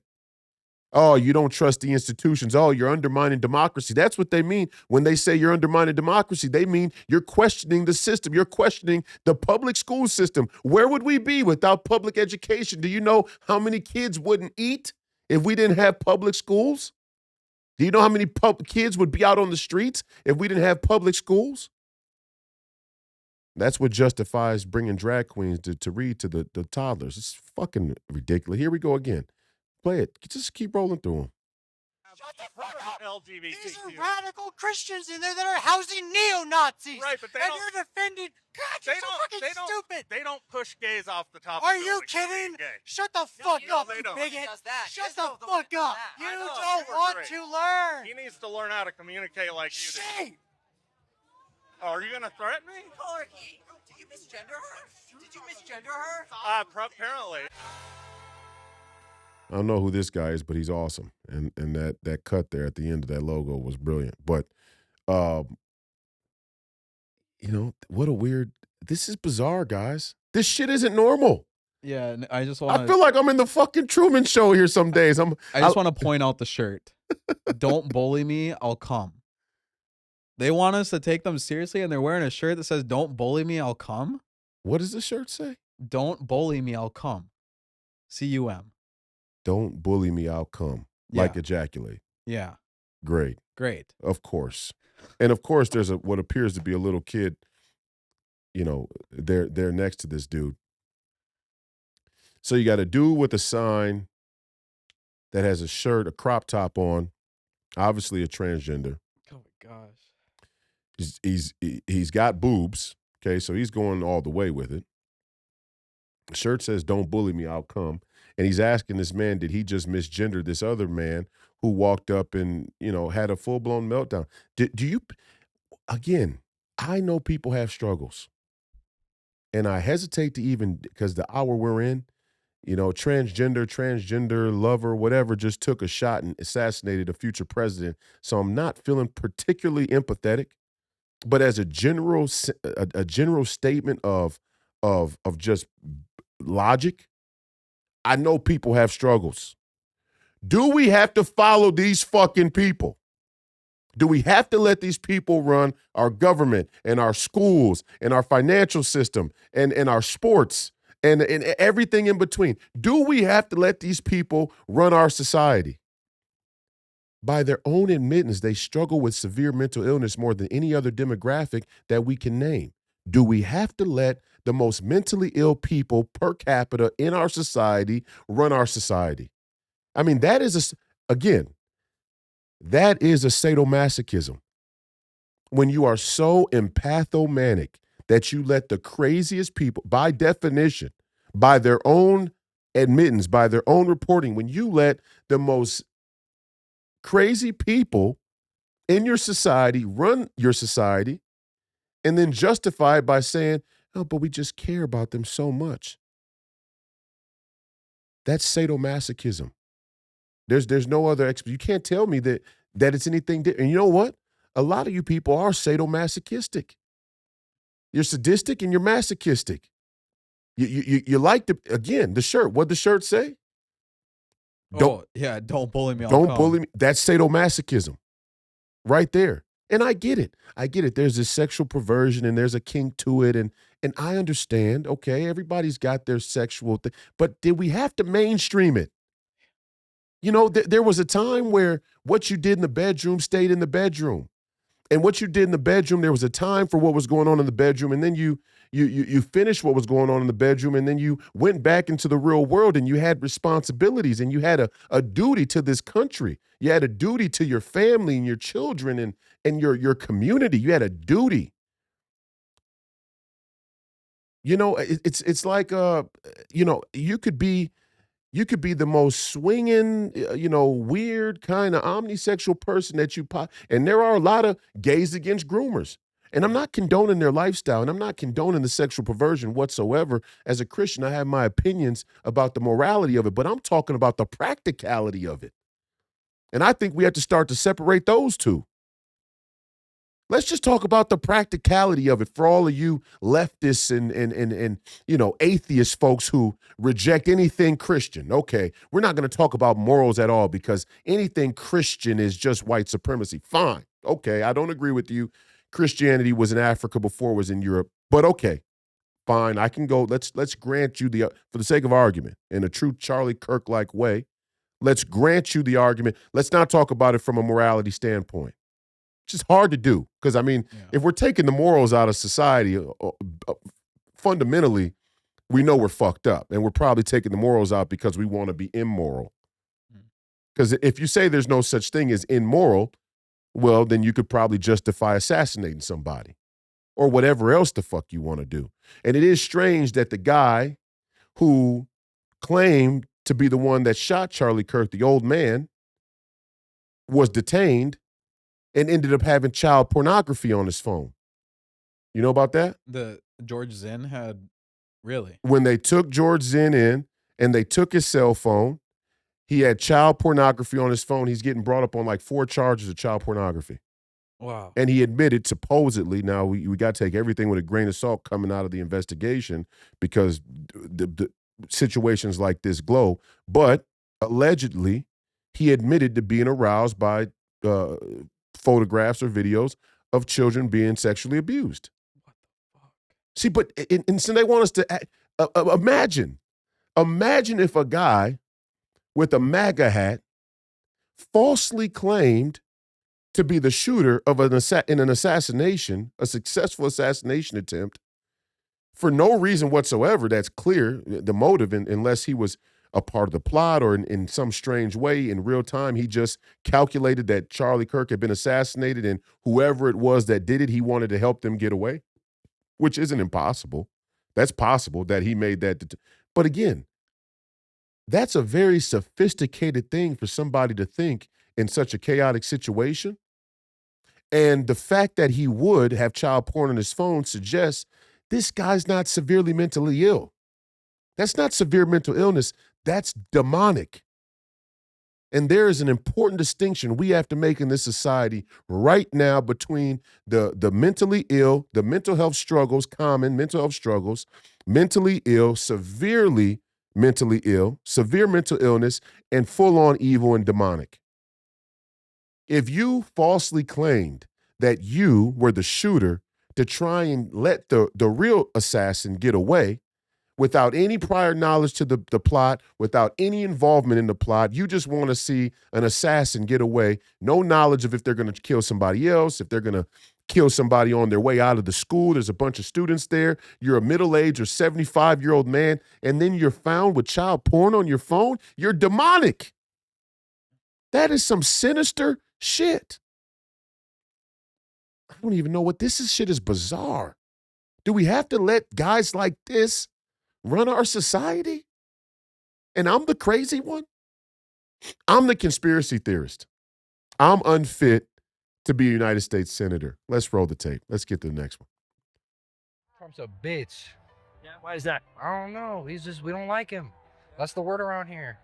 Any particular reason why you don't like I do drugs. At all. I'm just going with everybody else. I'm just going with everybody else is saying. Any immigration laws an unjust Easy. law? I'm for open borders, man. There you go. No people are illegal anywhere. Yeah. This is all our planet.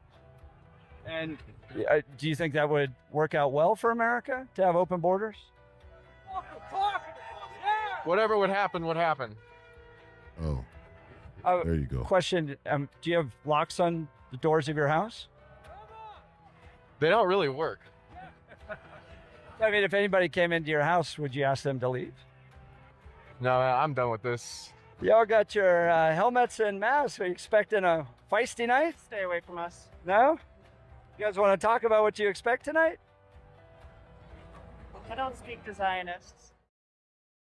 What the fuck are they wearing? What is this costume? I think cosplay.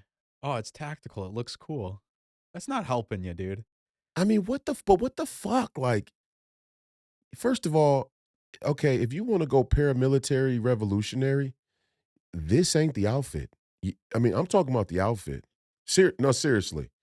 Does this person look like they're dangerous? No. Dude, you got your sweater wrapped around your revolutionary garb.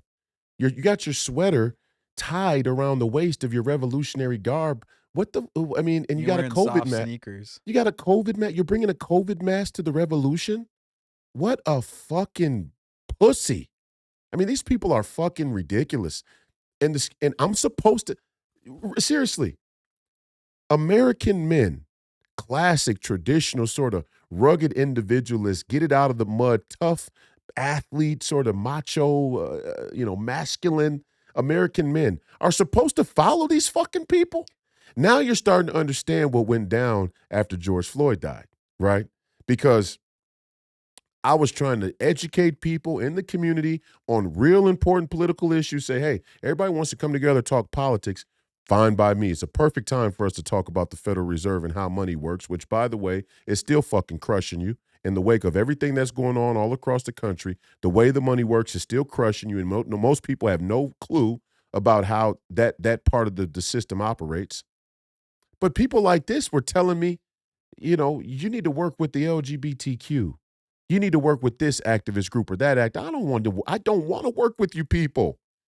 Look at you're fucking flippant and you're arrogant and you're goop. Well, since when did we let the goth kids and the emo kids run the school?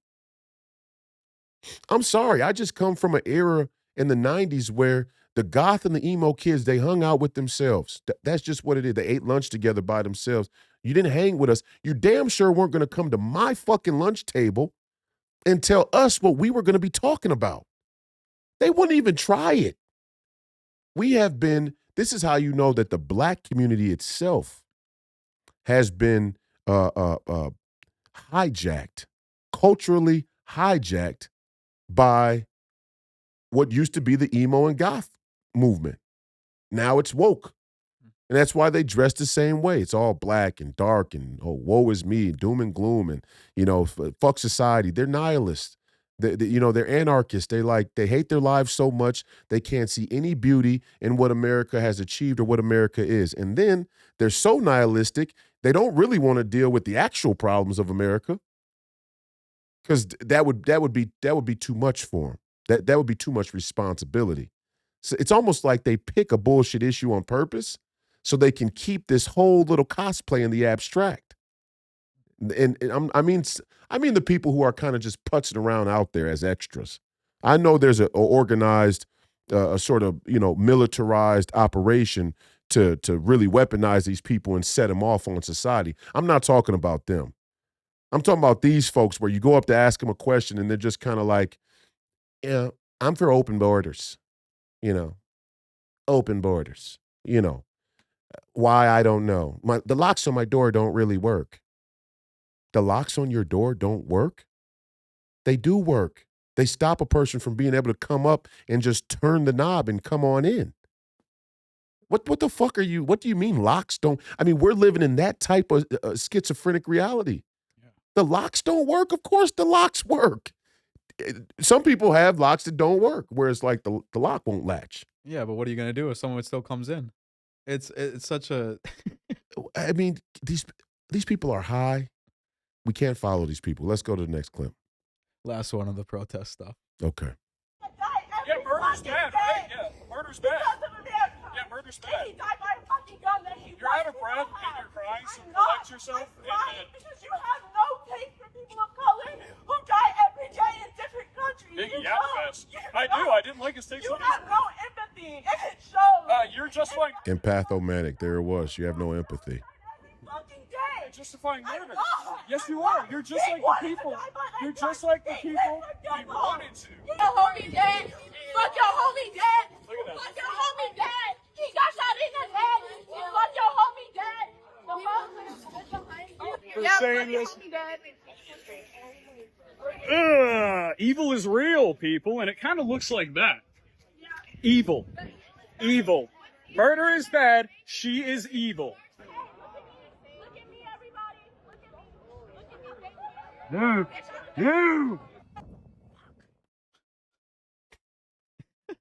Just 2 seconds. You just see her in Instant handcuffs. instant karma in handcuffs. This young woman has since been expelled from Texas Tech per reports. She got a mugshot there from being arrested, being detained. And good. This is not racism. You know, this is, again, like I said the other day, this is where we prove the racist right when we act this way. And you see where it all stems from. Why are you that upset anyway?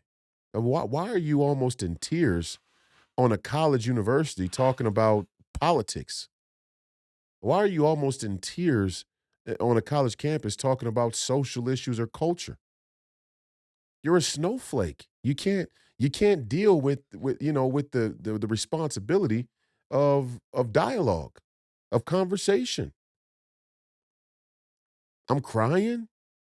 She was almost in tears from the beginning. Why are you crying? You're crying for it has nothing to do with the conversation, nothing to do with the topic. You have displaced all of your existential angst and despair, all of your sin, all of your guilt, you have now displaced onto this one political issue or political perspective. And that's become your whole world.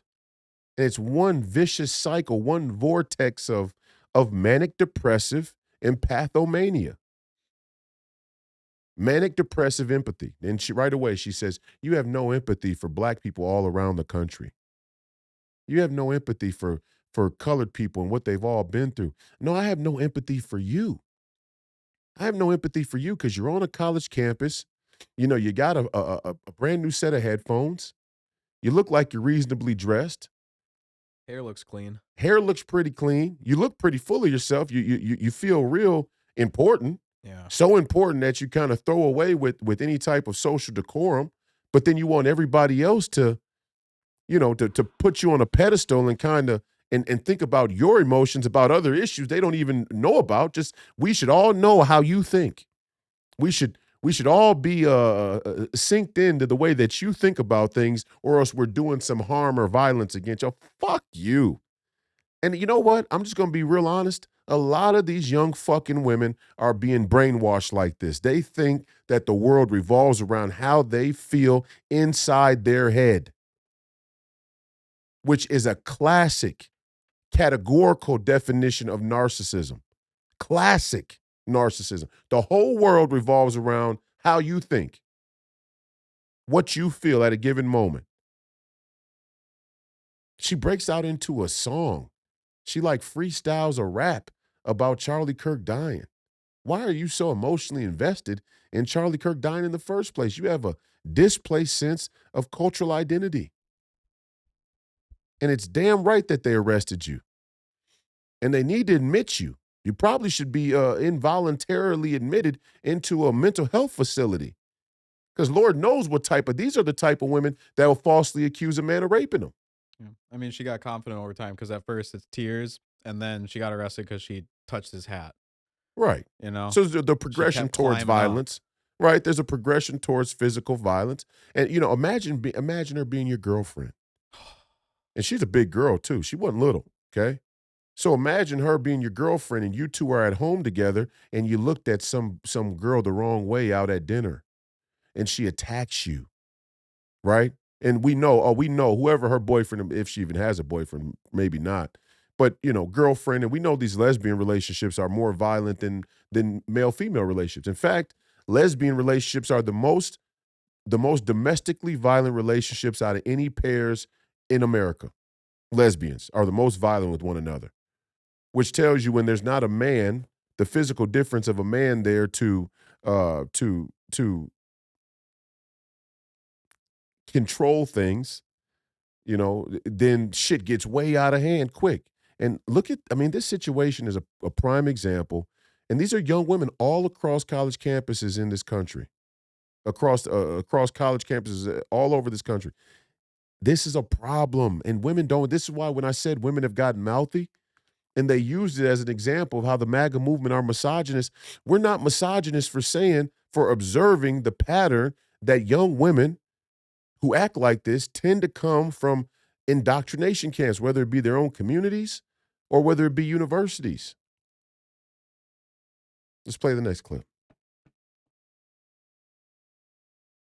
Hey, I just want to be clear here. Republicans hate black people.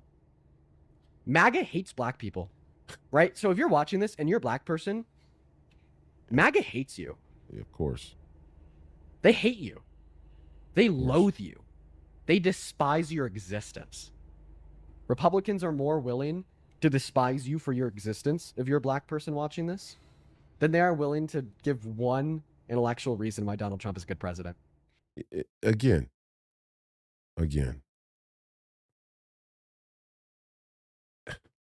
Republicans that hate you if you're black? I mean, I got a picture right now that's pinned on my X of me standing up in front of the crowd there at St. Cloud when Donald Trump came to visit Minnesota, and there's about 5,000 white MAGA Republicans standing behind me, and the happiness and the joy on their face to be in this selfie picture, it's palpable. You can feel it. You can just feel it. I mean, it's so they hate black people? No. I think they hate Democrat policies. I think they hate this liberal worldview. I think they hate having to listen to young women like the one we just saw. I think they hate that. I think they hate being called racist when they see a young black woman acting like that and say, cut that ignorant ghetto shit out. And then they're called racist. That shit's not racist because black people think the same thing. I can't tell you how many times I'm in a grocery store and I hear some black woman going off on some ghetto ranting. You better go and get them. What the fuck is the problem? And don't get me wrong. I know people are rude sometimes and customer service isn't what it used to be. And there are situations that escalate and get heated but it just tends to seem like in the black community, we're so overreactionary to a lot of shit. And we think it's kind of cool or cute. Like we think we're what they call flexing. We think it's a flex to act loud and ignorant and belligerent and shit. That shit's not cute. Now, if somebody attacks you or somebody is disrespectful to you or, there's an altercation, you defend yourself. But most of the time, that when you see somebody who really is going to defend themselves, they're not loud about it. They're just going to start punching you straight in the fucking mouth. They're just going to take you down. They're just going to smack the taste out of your mouth. They're not going to put on a big fucking opera about it. So there's a part of this, even in the black community, that's just as ignorant and belligerent and theatrical as what we saw with these Antifa protesters. Let's go to Governor Pritzker here from Illinois. No, I have not. That is completely false. I have never called Republicans Nazis. I'm glad you cleared that up because there are some. Well, that's what they'd like to say. They're lying. They're lying. Well, that's not what I called them. But are you as well by not just calling out political violence and ending it? The dangers that we saw in Nazi Germany are the dangers that we need to react to now. It's a 5-alarm fire, everyone. It's time to step out of your comfort zone and step out into the streets. Lie. Just bold-faced lie. Never call Republicans Nazis. Right there.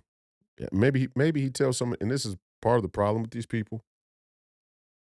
I think a lot of it is they tell so many lies on a daily basis and they talk without thinking and they talk without actually, again, having a grounding in their own views and beliefs. They're just parroting whatever they hear from the other headlines and mainstream media commentators.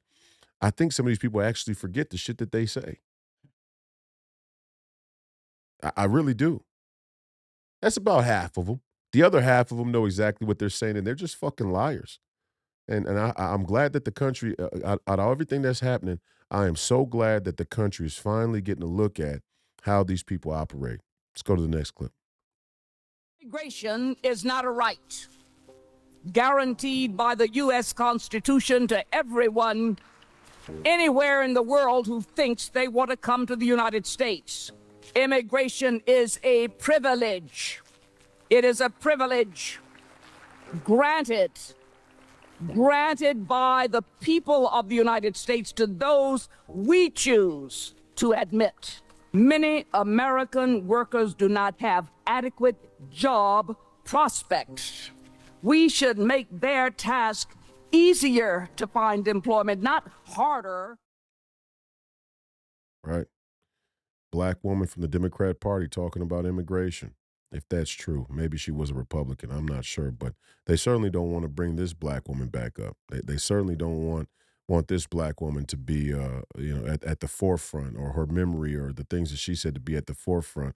And if you do bring it up, they'll say, "Oh, well, she's an anomaly. She just doesn't understand her blackness. She's a self-hating black woman because she doesn't believe that Venezuelans coming here to pick cabbage is legitimate just because other black people don't want to pick the cabbage." I mean, that's one of the most crazy and racist arguments I've ever heard for illegal immigration. But let's go to the next clip. The fact that they didn't know the answers about Obama tells you everything you need to know. How many illegal immigrants did Barack Obama deport in his 8 years as president? I don't know. Have a guess. No clue. No clue. Interesting, right? You don't know. I mean, I know it was a lot, but I don't know the exact number. Have a guess. Oh, I don't know. It was over 3 million. He was known as deporter-in-chief by Mexicans. Yes. And that was more than Trump. He deported way more than Trump. He deported way more pro rata than any president in history. Who dropped the most bombs in a calendar year in American history? Oh, come on. President Barack Obama. Barack Obama, right? Including drone programs and so on, right? Who got elected in 08-09 on shutting down Guantanamo Bay? He goes, because President as a former Barack lawyer, Obama. Like he it's believed just it was an casual illegal thing. institution. President Barack Obama. Obama. What is still open today? Guantanamo Bay? Correct, right? Etc., etc., etc. I know that the general thing is Obama, angel, Trump, devil. Right. But if you actually apply the scrutiny that we give Trump, put it this way, if Trump had deported 3 million people, you think you guys wouldn't know that answer? Of course you would. I mean, Piers Morgan, and you can like him, not like him, you can say what you want about him, but right there is a great example of him just throwing down some good old-fashioned first principles on the Breakfast Club hosts, and I've been on the record before saying that Charlemagne the God is a, fucking sellout and a goofball, and he is, and we're going to show another clip of him here in a second, but he's goofy. He's goofy. They can't even really argue the facts. Of course they, oh, well, yeah, I know Obama dropped the most bombs, but I mean, they said it like it was casual. Because if Obama kills innocent people, doesn't matter. It's completely political. There's always a justification. The end always justifies the means with these people and their political movements. And we just have to stop playing nice. That's why Steve says we can't unify. We can't unify with people who have rules for thee and not for me. They're trying to bully us. What they're doing is they're trying to bully us socially. They're trying to make it seem so uncool or contemptible to be a Donald Trump supporter or a MAGA, a MAGA supporter that people just, give up on the logic of it. That people just abandon logic and go, you know what? Like some of these weenie kids, I'm going with what everybody else. That's what they want us to do. They want us to just go with what everybody else says. Fuck you, people. We're not going with what everybody else says. Let's play the next clip. Why are you shipping these immigrants up north? We need them to pick the crops. Food is not reaching our table because those who pick the crops have been removed. I mean, you're going to have vegetables rotting in the fields. Our vegetables would rot in the ground if they weren't being picked by many illegal immigrants. If you think your groceries are expensive now, wait until the farms are empty. If you look at the food that's on your table, think about who picked it. It's going to deport 20 million people, the people who pick your crops. They come with regularity from Mexico usually to work in the fields. Those immigrants that come into our country, they work the fields, something that we ain't done in a long time. I can't wait until American women can't get blueberries for their smoothies. Good news, red states. You can now pick your own fruits and vegetables in the blazing hot sun for $5 an hour. The people who pick our crops and clean our office buildings, who wash the dishes after we eat in restaurants. What's going to happen here is that milk gets a lot higher because I don't know if any of you have ever been in a dairy farm. It is god-awful work. Have no immigration, then we would have no food on our plates. We would have nobody cleaning up in the hospitals. And I have friends texting me like all morning. My gardener didn't show up. My housekeeper didn't show up. You're going to actually have to do some work around your house. We're not going to have anybody around to wipe our house because we don't have enough people. If you kick every Latino out of this country, then who is going to be cleaning your toilet, Donald Trump? They actually think they're making a great point. That's the scary part. And we're supposed to follow them. I'm not fucking following these people. What they're saying is, first of all, the economics are way off. They don't even understand even the rudimentaries of finance. To suggest that important low-cost labor is somehow a benefit for the working class is so stupid, it doesn't even deserve comment. But they say it so often, we have to comment on it. No, if you got rid of all the low-cost labor farming, the billionaires from big ag, the agricultural industry, would have to pay a higher wage for people to pick those crops. And then people would pick the crops if they paid a higher wage. But when you denigrate the workforce, the pool, the working wage, by allowing illegal immigrants to come in and get a very, very low wage, of course you're not going to have people who want to work those jobs. They're tough jobs, and the pay's not good enough. The pay's not on par with the rest of society, which then in turn makes the Fed a fucking scam. When the Fed says that they're going to control interest rates and they're going to keep track of the jobs, the employment rate, and they're going to try and offset the costs, but then they're going to allow illegal immigration that isn't even on the census, that isn't even on the count. How the fuck can they? How can they possibly claim to effectively manage the ebbs and flows of the American economy if there's always some uncalculable number of illegal immigrants that are subverting the workforce? It's a scam on a scam. It's absolutely unacceptable and absurd, and even more the fact that those people have the audacity to laugh in your fucking face and act like what they're saying makes sense. You should feel insulted, and many more people are starting to be insulted every day. That's why we're winning, and we're going to continue to keep winning. Next clip. Man and con artist. Are you known as a good businessman? I don't know. Okay, well, you make a lot of money? No. So you've been doing this every day your whole life and you're not making no money? Nope. And you like you, Dan. No, you're not like me. What you mean? You say you don't have. Do you have a family office? I bet my house is bigger than yours. I bet all my houses are bigger than you. I bet I have a better. How old are you, stop. man? Now it's how old are you? This is embarrassing. You're embarrassed. Yeah, because Come on, Dan. I got you. I bet I'd like to see your view. Can you show me your view right now? Do you live in front of water? View of my house? Yeah. A view of what you see when you relax, when you're not here every day. See, when you're let me just finish. Let me just see your view. When you just now said, let's just go back to how ridiculous you are. The president filed for bankruptcy 8 times, still a billionaire. He's saying he's a bad businessman. You're just not that smart. Okay. And you have to acknowledge that. And you know why? You're not seeing the world. You know what happens when you have to go someplace? You're laughing. You know what happens when you have to go someplace every day at 4 a.m? You can't go nowhere. You got to be here every day. You've been 15 years. You've missed the whole world. You don't know what you're talking about. And you're saying it confidently. And you're in an algorithm where people actually believe you out of response. And why you think they keep you here? They want y'all to make us dumb. Man. But if you worked here, you would. I would never work here. I would $20 only million in debt. What you talking about? I'm not in debt. Okay, stop right there. Stop right there. I'm not in debt at all now. What are you talking?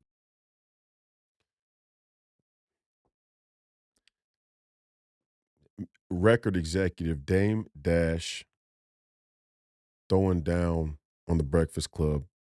And right now you can see the algorithm, all of the same people who celebrate the death of Charlie Kirk, and they're on this pro-black movement that isn't based on anything other than, reinforcing the stereotypes of the culture, that is gangster rap and us killing each other. And even furthermore, even deeper and underneath that is the cultural subversion of financial illiteracy. That's the real cultural subversion in the black community is financial illiteracy. And Dame Dash is just telling them, because Dame Dash recently went through a bankruptcy. Dame Dash is telling them, Look at President Trump. He filed for bankruptcy. He's still a billionaire. It doesn't make you a bad businessman necessarily to file for bankruptcy. Bankruptcy is a tool that businessmen use sometimes to clear debt and be able to start over and continue on with their projects, with their businesses, with whatever they got going on. And Charlemagne the God and it just listen to how flippant and kind of and feminine he was in trying to mock Dame Dash and kind of laugh and he kind of talks under his breath. And it's just bitch assness. It really is. It's just really bitchy type of personality. And we've learned to do that. And it's a gossip culture. And again, they bring Dame Dash, somebody who's been greatly influential on the black community and black culture and the music business, very successful by their standards, by the standards of people who want to work at radio stations or spin records and sell records or whatever the case may be, sell the business of music and the art of music. Dame Dash has been very successful in that. And they brought him on there to basically mock him. They tried to mock him because he filed for bankruptcy. And even if he made a bad business decision and he had to file for bankruptcy because he's in a tough spot, why make fun of him for that?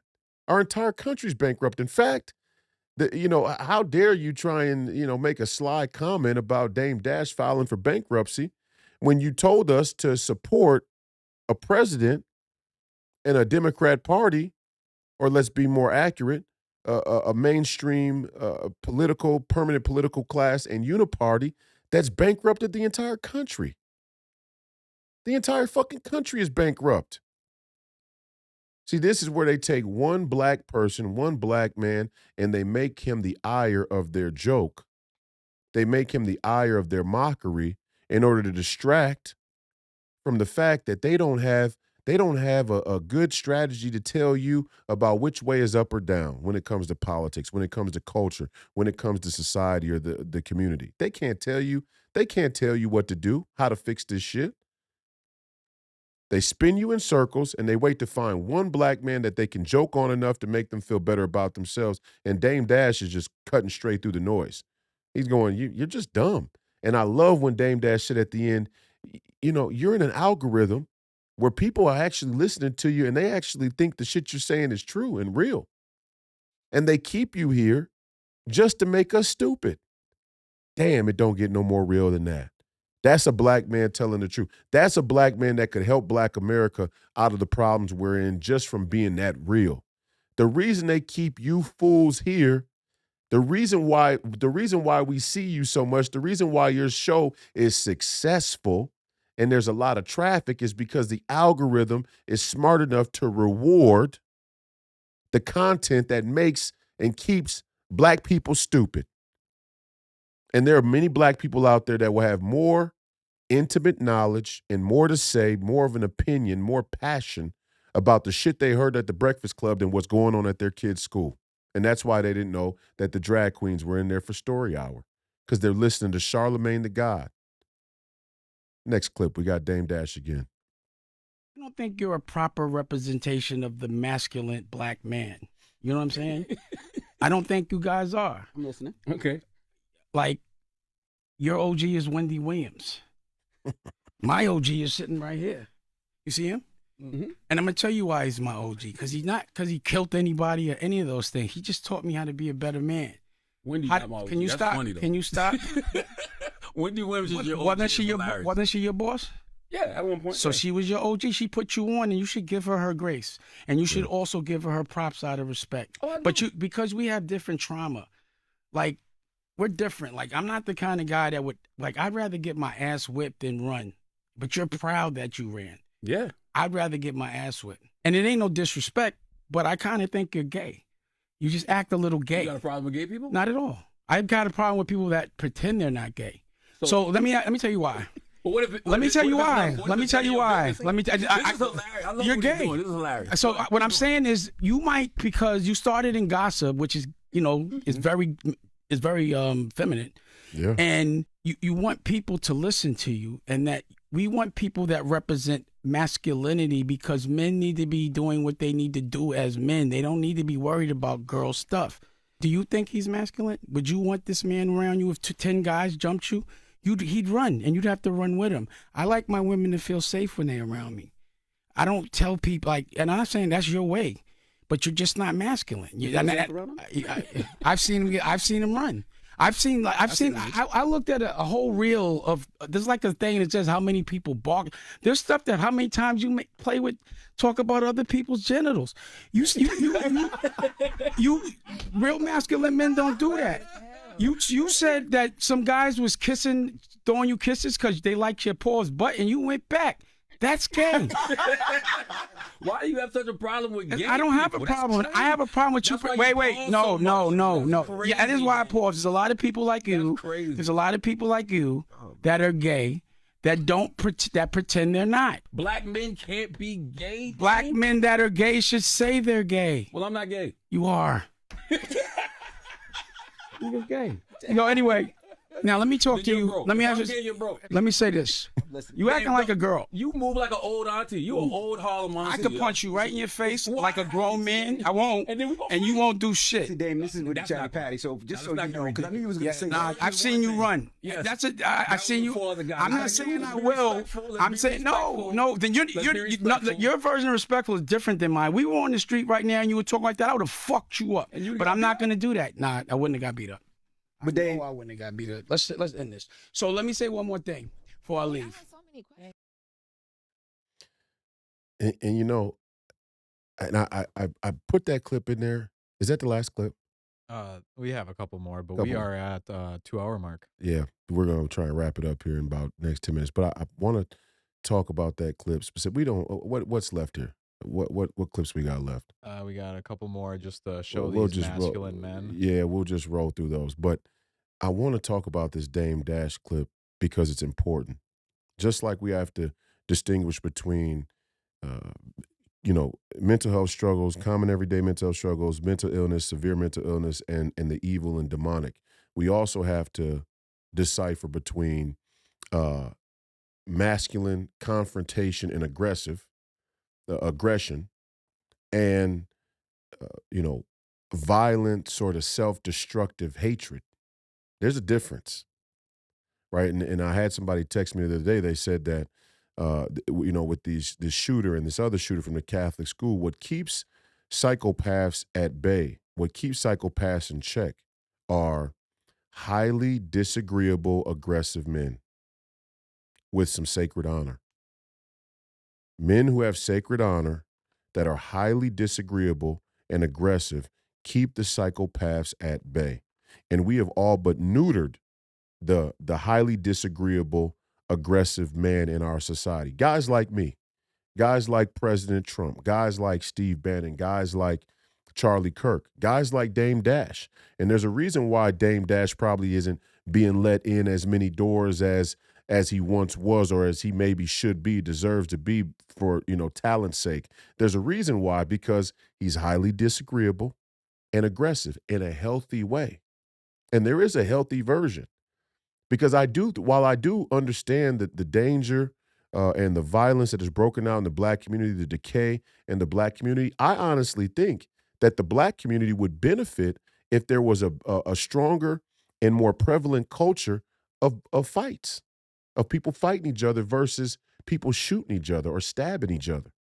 But see, part of that lack of sacred honor is nobody can take a loss. That's what made what Dame Dash said in that clip so profound, and it layers deep. And when you got a guy who really has some sacred honor and has some real street wisdom, they speak to things like that, and you don't even catch it. It was subtle. He said, "I'd rather get my ass whipped than run." He didn't say that I'd rather get shot and killed, I'd rather get stabbed. He was specific. He said, "I'd rather get my ass whipped than run." And what he was speaking to there is, sometimes you have to take an ass whipping, right? And that's okay. Sometimes you take an ass whooping, and sometimes you have to take an ass whooping. And in those fights that you lose, you get up and you live to fight another day. But there's some sacred honor sometimes that demands that you take an ass whooping versus compromise your morals and compromise your values, your beliefs. There's a warrior code. And again, The way Dame Dash confronted Charlemagne there, and he said to him, he said, if we were on the street, I'd just punch you in the mouth and you wouldn't do shit about it. Now, some people may confuse that and say, this is what's wrong with the black community. Look at him, he's a thug. No. There's a difference. Let's make sure we clip this because I want to put this out there. There is a difference between healthy, highly disagreeable and aggressive men and confrontation and standing up for yourself and violent, self-destructive, evil behavior. Violent, self-destructive, evil behavior is I'm on drugs, I'm getting drunk, there's some girl involved, I'm going to decide to rob and kill or shoot another young black person for basically no reason at all. And then there's a man comes up to me and wants to bully me, as whether it's at school or it's out there in the community or whatever the case may be, and I should rightfully be able to stand my ground and stand up for myself. And that's all men. That's not a racially specific thing. I think it would greatly benefit the black community to go back to a culture where it's okay to get in a fist fight every now and then. It's okay to settle a dispute with a fist fight and not have to resort to guns and knives and killing each other. But it's our entire society. It's our entire male society. We have been neutered by the feminist movement. This is cultural subversion. And it's gotten so bad, we're not asking every man out there to throw down and fist fight with every confrontation or disagreement. But it's gotten so bad we don't even want to disagree. You understand, Tanner? Yep. It's not about whether or not I'm willing to throw a punch. That's one thing. And you should be judicious when you enter into physical violence and combat. As a mixed martial artist at the gym, we always train and tell people you don't use the things you learn at the gym unless you absolutely have to. And you don't start fights as best as you can. There is a difference. There is a difference between starting a fight and ending a fight. But we're not asking people to fight. What we're saying is we've become so neutered that we don't want to disagree about anything. We are afraid to disagree on anything. That's how you have the next clip here where a grown man is threatening anybody who won't acknowledge that they're a woman. We agreed with this shit. We went along with this shit. That's why Dame Dash is calling Charlemagne gay. It's not about whether he's gay or not. Dame said it. He said, I don't got a problem with men who are gay. I got a problem with men who are gay that pretend like they're not. He's saying you're lying, you're not being honest, you're not being stand up about who you are, man. And then you got this big platform and all you're doing is misinforming our people. Black people, but all people. Let's go through this next clip. I dare you to try and stop me from going into a women's bathroom. I dare you to try and stop a transgender woman in my presence from using the bathroom. You see, Tanner? Or this what, is what nigga? happens. Look. With your little No, play the reaction. Hold on. I want you restart it. I want you to understand that there's a duality now, that there's a needle we have to thread when it comes to the black community. I agree with Charlie Kirk 100%. You look at the murder rate, the murder rate in black America is 10 times higher than in white America. But there's a part of that black culture that we need. There's a part of that black culture that we have to take. Like with all things, you take the good and you leave the bad. That's Bruce Lee, another brilliant philosopher in his own right. He said you take that which is useful and you discard that which is not. That's the Marshall philosophy. And the same thing is black culture. Look at this black man's reaction to this threat that's being made by this guy who wants to go into a women's bathroom. And let's be honest, he wants to go into a women's bathroom when an underage girl is in there. He's arguing for the right to be able to go into a women's bathroom when an underage girl is in there using the bathroom and a father or somebody else draws a problem with him doing that. Look at this black man's reaction. And you tell me, is he justified? To try and stop me from going into a women's bathroom. I dare you to try and stop a transgender woman in my presence from using the bathroom. Or what, nigga? What your little fat Peter Griffin ass gonna do, nigga? Shit. I don't know what city you in, nigga, but if I see your little fat Family Guy looking ass walking into a woman's restroom, I ain't even gonna say nothing to you. I'm gonna just knock your bitch ass out. Nigga, why don't you go and take your ass and piss in the man bathroom like a real man, or take your bitch ass outside and piss by the dumpster, you piece of shit. Harsh, profane, vulgar, highly aggressive, highly disagreeable. And the honest to God's truth is, where this black man comes from, we see that community has a problem with being overly aggressive and reactionary.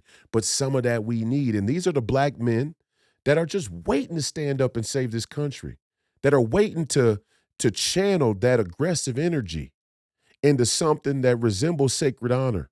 They're waiting to channel that alpha male aggression and that calling the balls and strikes about what's right and what's wrong into something that'll save this country. And we're hanging on to the racial divide in this country for dear life, because once we get rid of it, black men like this will start to stand up and say, I wish you would go in that women's bathroom. You go in that women's bathroom, I'm going to knock your fucking block off. And we need that in this country. And I'm not calling for violence. I'm saying that there's a choice. He could not go in the women's bathroom. He could say, hey, all right, well, this person has a problem with it. His daughter's in the bathroom, or his wife is in the bathroom. He has a problem with the man dressed like a woman going into a place where a woman is and she's vulnerable. He could choose not to go into that place. He could choose not to go in that bathroom. And this man has the right to say, in order to protect women, I'm drawing a line in the sand, and I'm not letting this grown man go into this bathroom where this woman's in a vulnerable position. That's not bigotry, guys. That's not bigotry, and that's not being a thug. That's called being a man with some sacred fucking honor. And we got to have a return of that in this country immediately. Immediately. Next clip. So I got served today at the pharmacy, and I'm not saying men can't look like this, because please go off, kings, but like, I'm not doing damage to masculinity. I think y'all are when you serve me, when you call me a man, right? Like, I'm not a man. I'm not even gonna comment on that. That's just go off, kings. You know, I'm not saying a man can't look like this, but go off, kings. Fuck you, dude. Fuck you. You know, we're not you got a beard and boobs. We're not. Come on, dude. And how do you come to the mirror? Severe mental illness. Seriously. Now that is reaching severe mental illness. You're so lost in your own little world. You actually go to the mirror and think that anybody's going to be able to you're creating, and it's like an attention seeking behavior as well. That's another part of that radical narcissism, is that desperate need to have attention. Yeah, it's self-worship. But I think people kind of just like being the center of attention. Again, making everybody the star in their own movie. No way to become a star quicker than becoming a transgender. Now everybody's got to look at you, right? And so, you know, you go to the mirror and you create this persona where everybody now has to tiptoe around you and kind of try and figure out, make heads or tails of what's going on. And then you're going to be unhappy no matter what somebody says. It's just like, fuck you. And we got to get more comfortable with just saying it like that. Fuck you. We're not going to mess around. You're fucking weird. Let's just cut through all of the technicalities. I don't have to call you he, she, they, them, zer, zim. I'm just going to say you're fucking weird, right? You're fucking weird, dude. And your best bet is to just shut the fuck up and be quiet and do your thing. You know, nobody can tell anybody how to dress and how to live. And, you know, if you want to dress like a woman, nobody can stop you. But you're not going to start to dictate to us what we say and what we do. When you walk by and you got you're 6'5" with hair on your shoulders and you got a spaghetti strap halter top and a pair of boobs and a beard and an Adam's apple and a bulge in your pants, and my 10-year-old points at you and laughs and says, Daddy, what's that? You're gonna what? Throw an attitude like you don't know that you're weird to 10-year-olds? Like, oh, at the school we should have taught the 10-year-olds to prepare for encountering you. Fuck you. You say anything about it, I slap the fucking taste out of your mouth. You're fucking weird, dude. And you knew you were weird when you left the house, and you knew people were gonna be, laughing, and you knew that's what you wanted. So at least have the self-respect to not pretend like your feelings are hurt because you stood out like a sore thumb. That's what you wanted. Have the sacred. I wish these transgenders would just have the sacred honor when people laugh and point at them to just be like, yeah, I know, I look fucking weird. I know.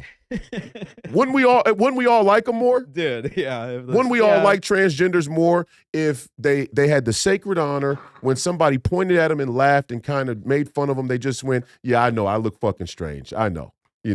I get it. I get just it. like dressing this way, though. There's a good sense of humor about it that could happen, but again, the narcissism won't allow them, and that's because rooted in the narcissism isn't this joyous, happy kind of free-loving, gay, hippie, free-spirited thing they're promoting. There's a real sinister, evil, sadistic masochism to it. Next clip. Last clip.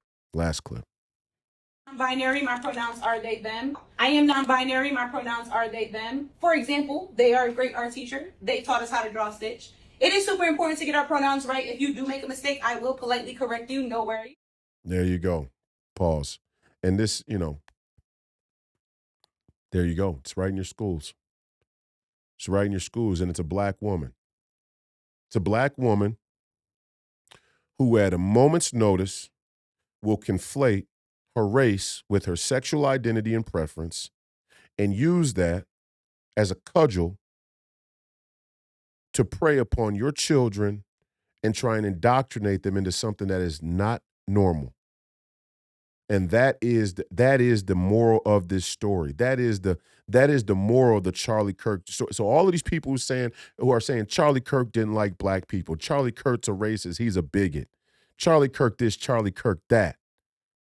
As long as you black people keep letting these type of black folks use race and the history of slavery or segregation as a cudgel against everybody else's freedom of speech, freedom of thought, against everybody else's children and their right to learn in an environment that's not indoctrinated with political philosophies that aren't based in reality, black people are doing this shit to themselves. You're making people hate us. You're making people dislike us. You're making people frustrated with black people. You're creating it. That's why every time I see somebody do shit, like I stand up to it. Don't conflate being black with being transgender or being LGBTQ+++. Don't conflate the shit. Black trans lives matter. Don't be doing that shit. There are real grievances that the black community has about the history of this country, obviously, and racism still exists, but it's wearing real thin. I'm telling you, it's wearing real thin, and for good reason, because some of this shit is still our choice. Some of the condition that we're in is obviously of our own doing. And how long are you going to say, again, my mom could have been a bad mom, but how long is that going to be my excuse? My dad could have been a bad dad, but how long is that going to be my excuse? We all kind of think that our parents weren't the best they can be because none of our parents were perfect. So anybody could have an excuse to do anything based on the flaws of your parents. And you could use that for anybody, my coach, my employer, my best friend, my girlfriend, my children, my grandparents. You could go on forever and ever and say, this person, these people, this group, this whatever is the reason why my life is bad. But at some point, you have to take responsibility for the choices that you make regardless. And that's this shooter, right? This shooter, he wanted to make it about him. His whole life, his whole world was about him and his ideology. What about anybody else and the ramifications, the consequences of his actions? We have a radical narcissism that is being promoted and pushed through our society, being squeezed through our society. And that's the real coup in America. That's the real predation on our country right now. Is that this radical narcissism is being weaponized, it's being politically operationalized, and it's being pushed as though it's normal. It's not fucking normal for you to believe you can create your own truth. You don't have your own fucking truth. It's been another episode of Please Call Me Crazy, brought to you by Free People Radio, powered by our favorite sponsor, TireGet.com. That's tireget.com. You have to buy tires from somebody. You might as well buy them from us. Help fund the movement. Help support the movement. We believe in the freedom of movement, and that's exactly what the establishment wants to take from you now. We hope you enjoyed this reaction episode. We know it's intense. This is an intense fucking time. It really is. This shit is getting wild. This shit is not normal to me. I'm just going to tell you guys. You may see me start to get a little more agitated than I normally am. I love to sit down and have a nice intellectual dialogue about ideas, first principles, philosophy, history. That's normally how I do things. But this shit's not fucking normal. And we can't ignore it and act like it's normal. It's not. It's not. We're still going to break down the nuance and first principles and critical thought about why it's not normal. But every once in a while, you're just going to hear me break stride and say, it's not fucking normal. Because it's not normal, guys. There's nothing remotely normal about what you're seeing. And there's certainly nothing normal about the outcomes. And Charlie Kirk's assassination is just one tragic example. But there it's spreading. It's spread. The darkness is spreading. We appreciate your viewership and listenership today and in the future. We'll be doing Hebrews this Friday. I know we promised that we'd have Hebrews last Friday. We had a lot of things going on. And, with the Charlie Kirk assassination, it didn't even feel right to, after I paid my respects to Charlie on the episode, it didn't even feel right to kind of have, too much more conversation until some of the smoke cleared. And now we go back to normal life. And I'm not saying we're going back to normal because it'll never go back to normal.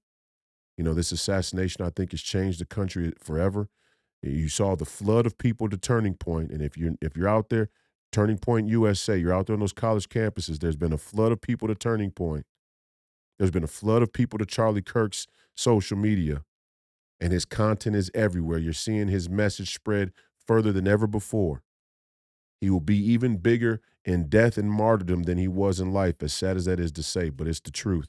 The same with Christ. Christ was bigger in death than he was in life. Christ resurrected, so it's a bit different. But the point is, blessed is the martyr who dies in the name of Christ. And Charlie Kirk is living out that glory right now here on earth. His message is going viral. It's going wide. And amen to that.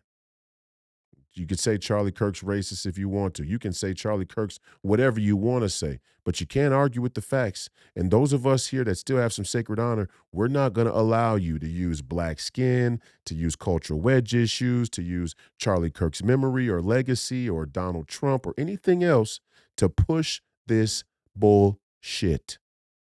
You people are full of shit.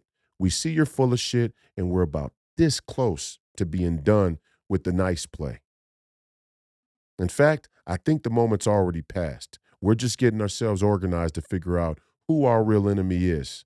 And that's why Antifa is going to be designated a terror organization. That's why some of you other leftist activist groups and some of you other leftist activist donors are going to be designated terror organizations, and we're going to come after you with the full force of the state. And we don't care if you say we're fascist or authoritarian or Nazis, because we're not.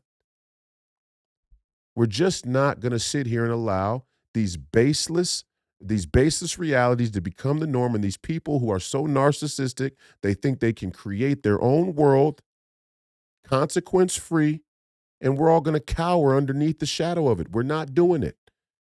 We're not doing it. God bless you. Godspeed. God bless America. Our thoughts and prayers are still with the Kirk family. And the FBI, you guys got to get in gear. We need a real, thorough investigation and transparency. We cannot let this go unchecked. I'm not buying the phone messages. We need more information and needs to become more transparent real quick. Kash Patel, I got love for you, brother. I really do. I had the interview with Kash Patel on the podcast, and it was a good one. I like Kash Patel, and I like him throwing down there in those Senate hearings and seeing all those senators, Booker and everybody go at him, and he shows some of that highly disagreeable aggression against some real sociopaths and psychopaths, and he's keeping them at bay. He's fighting against them. And I know there are dark, dark forces in the intelligence community, the intelligence apparatus, but we got to start to turn that corner, okay, It's not just a turning point for Charlie Kirk and his legacy and the rest of the young people in this country, but this administration's got to kick into high gear. This is a very fragile, sensitive moment, and we need some sacred honor coming out of the government right now more than ever, the same way we do everywhere else in our country and in our society. So thank you all. We'll see you again on Friday.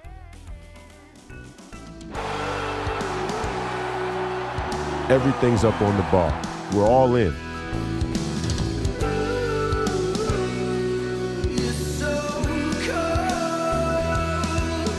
We get to decide. Do you want to live on your knees, or do you want to die on your feet fighting? That's the decision you get to make now.